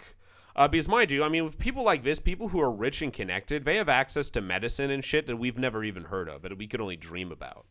And so, as you could see here, his eyes, and this is a close-up, and I thought this was a manipulation because his head just looks so weird. There's just so much that's off-putting about these people. There are basically two types of advertising: direct response and branding. Radio's great for direct response with its low cost to listener ratio, but audio can't be beat for branding, which is a longer-term endeavor. You want to be the first thing that someone thinks of when they think about your product or service. If you have a local business that you want kept top of mind in your community, call the station. If you need national reach, Free Talk Live's got around 200 radio stations, millions of monthly listening sessions, can suit all budgets, and if we don't think we're right for you, we'll tell you. Email me, mark@freetalklive.com. Uncovering the secrets and exposing the lies. That's what the readers of freedomsphoenix.com get every day. freedomsphoenix.com, constantly providing the information, the real news about government policies, and the real relationship we all have with the coercive government. The real condition of the economy, innovations in technology, breakthroughs in energy, health, and computer science. Learn the truth well before it's admitted to in the lamestream media. The corporate media, nothing more than distributors of government propaganda, but now there's an alternative. freedomsphoenix.com. Constant news updates on the issues that affect your life in the most important ways. With liberty and property under constant attack, freedomsphoenix.com provides the understanding behind the propaganda, and it encourages the participation of its readers. Go to freedomsphoenix.com. That's freedoms with an S, phoenix.com. freedomsphoenix.com. The revolution between the ears has already happened. Some of you asked, and now we've delivered. LRN.FM's live Keene, New Hampshire studio shows are now streamed in HD on Twitch. Visit our channel at twitch.lrn.fm and give it a follow. If you have Amazon Prime, you get one free subscription on Twitch. If you use it on our channel, Twitch will give LRN.FM a monthly piece of your Prime subscription cost. So please watch, follow, share, and subscribe to twitch.lrn.fm. That's twitch.lrn.fm. Looking for a great real estate investment? Consider New Hampshire, which is ground zero for the Liberty Movement. Your first call should be to Mark Worden from Porcupine Real Estate. He's more than just a real estate agent. He's your New Hampshire concierge. Where are the best places to live? Do you want farm, city, the burbs, or forest? Do you want a duplex or multifamily building so that renters pay your mortgage? There are homes in all price ranges in New Hampshire, and Mark can help with financing too. Invest in liberty and property. Mark Worden can help. PorcupineRealEstate.com. Did you know you can listen to LRN.FM via our free-to-air satellite channels? We have channels over nearly all of North America and much of Africa. All you need is an affordable receiver and a dish as small as 30 inches. There are no monthly fees. Learn more at sat.lrn.fm. Plus, if you are a broadcaster or want to be one, this is a good delivery method for our content. See our coverage maps and get details at sat.lrn.fm. That's sat.lrn.fm. sat.lrn.fm. Why did you move to the Shire? I moved here to the Shire because there's other people around who take liberty just as seriously as I do. I moved to the Shire because I saw videos of people challenging authority and thought that I could get support myself. It called to me, like, do this right now. I wanted to be around people like me who got it. And once I got here, I knew there was nowhere else that I wanted to be. I've always wanted to change the world. So I moved to the Shire to join people who were actually working towards doing the same thing. The people here are awesome, loving, and positive. It was for the adventure and for the feeling of something important is happening here. And I just wanted to come to sort of be part of that. Visit ShireSociety.com to read and sign the Shire Society Declaration and learn the reasons why, if you love liberty, you should immigrate to the Shire. Plus, connect with others via the forum at ShireSociety.com. That's ShireSociety.com. Now you can follow LRN.FM on the decentralized Mastodon social media platform at toot.lrn.fm, toot.lrn.fm.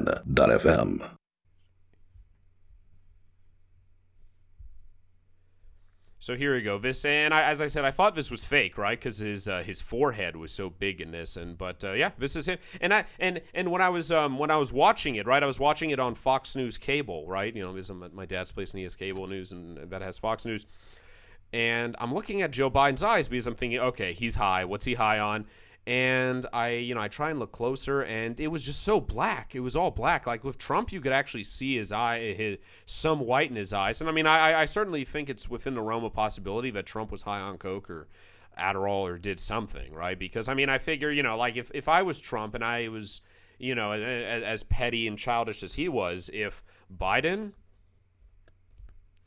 refuses to take a drug test, I mean, I might as well, and most likely because he's going to go there on drugs. I mean, that's also the other infuriating thing based off of cop logic, right? And Joe Biden was a huge drug warrior before he was beholden to the woke mob. Well, what did the cops used to say? If you have nothing to hide, then you have nothing to fear. So it makes zero sense why Joe Biden would refuse a drug test. So here we go. With us. And what did he do then? He's wearing contacts. His eyes, look at that. Look at that circle. He's using contacts that have to be projected. So, all right, this lady's theory is nowhere near. Oops, I'm sorry, it's low. Turned it up for you. It is no way near what I was thinking. But all right, let's hear her out. Exactly what we should be doing. And I Look at him. It's like the Google Glass stuff, but they're freaking contacts. Look at that.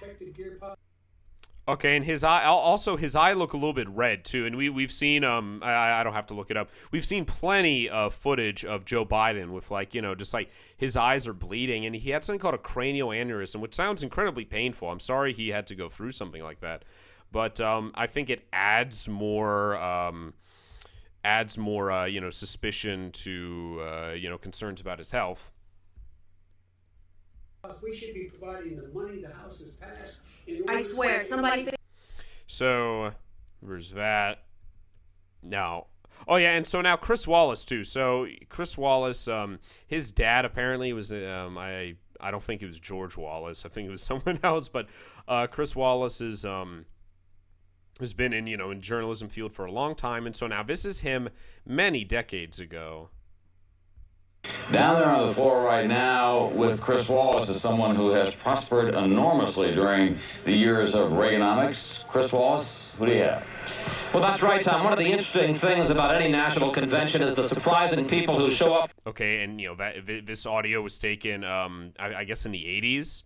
So that hiss is theirs, not mine. On the floor, and here tonight is real estate tycoon and best-selling author Donald Trump. Thank you very much. You're welcome. You have flirted with the idea of politics. Now you're here at your first national convention. Does that get you interested in possibly making the plunge? Now you have to tell me something. Who told you I flirted? Well, I didn't know that I flirted. Well, you took out full-page ads in the New York Times to talk about your foreign policy. Some people would say... I do feel very strongly about the country. I love the country, but I think you're going to have probably George Bush as your next president. He's an excellent guy, an excellent man. He's a friend of mine, and I'm here for that reason. Yeah. Trump is an outsider. Yeah. His endorsing his friend George Bush.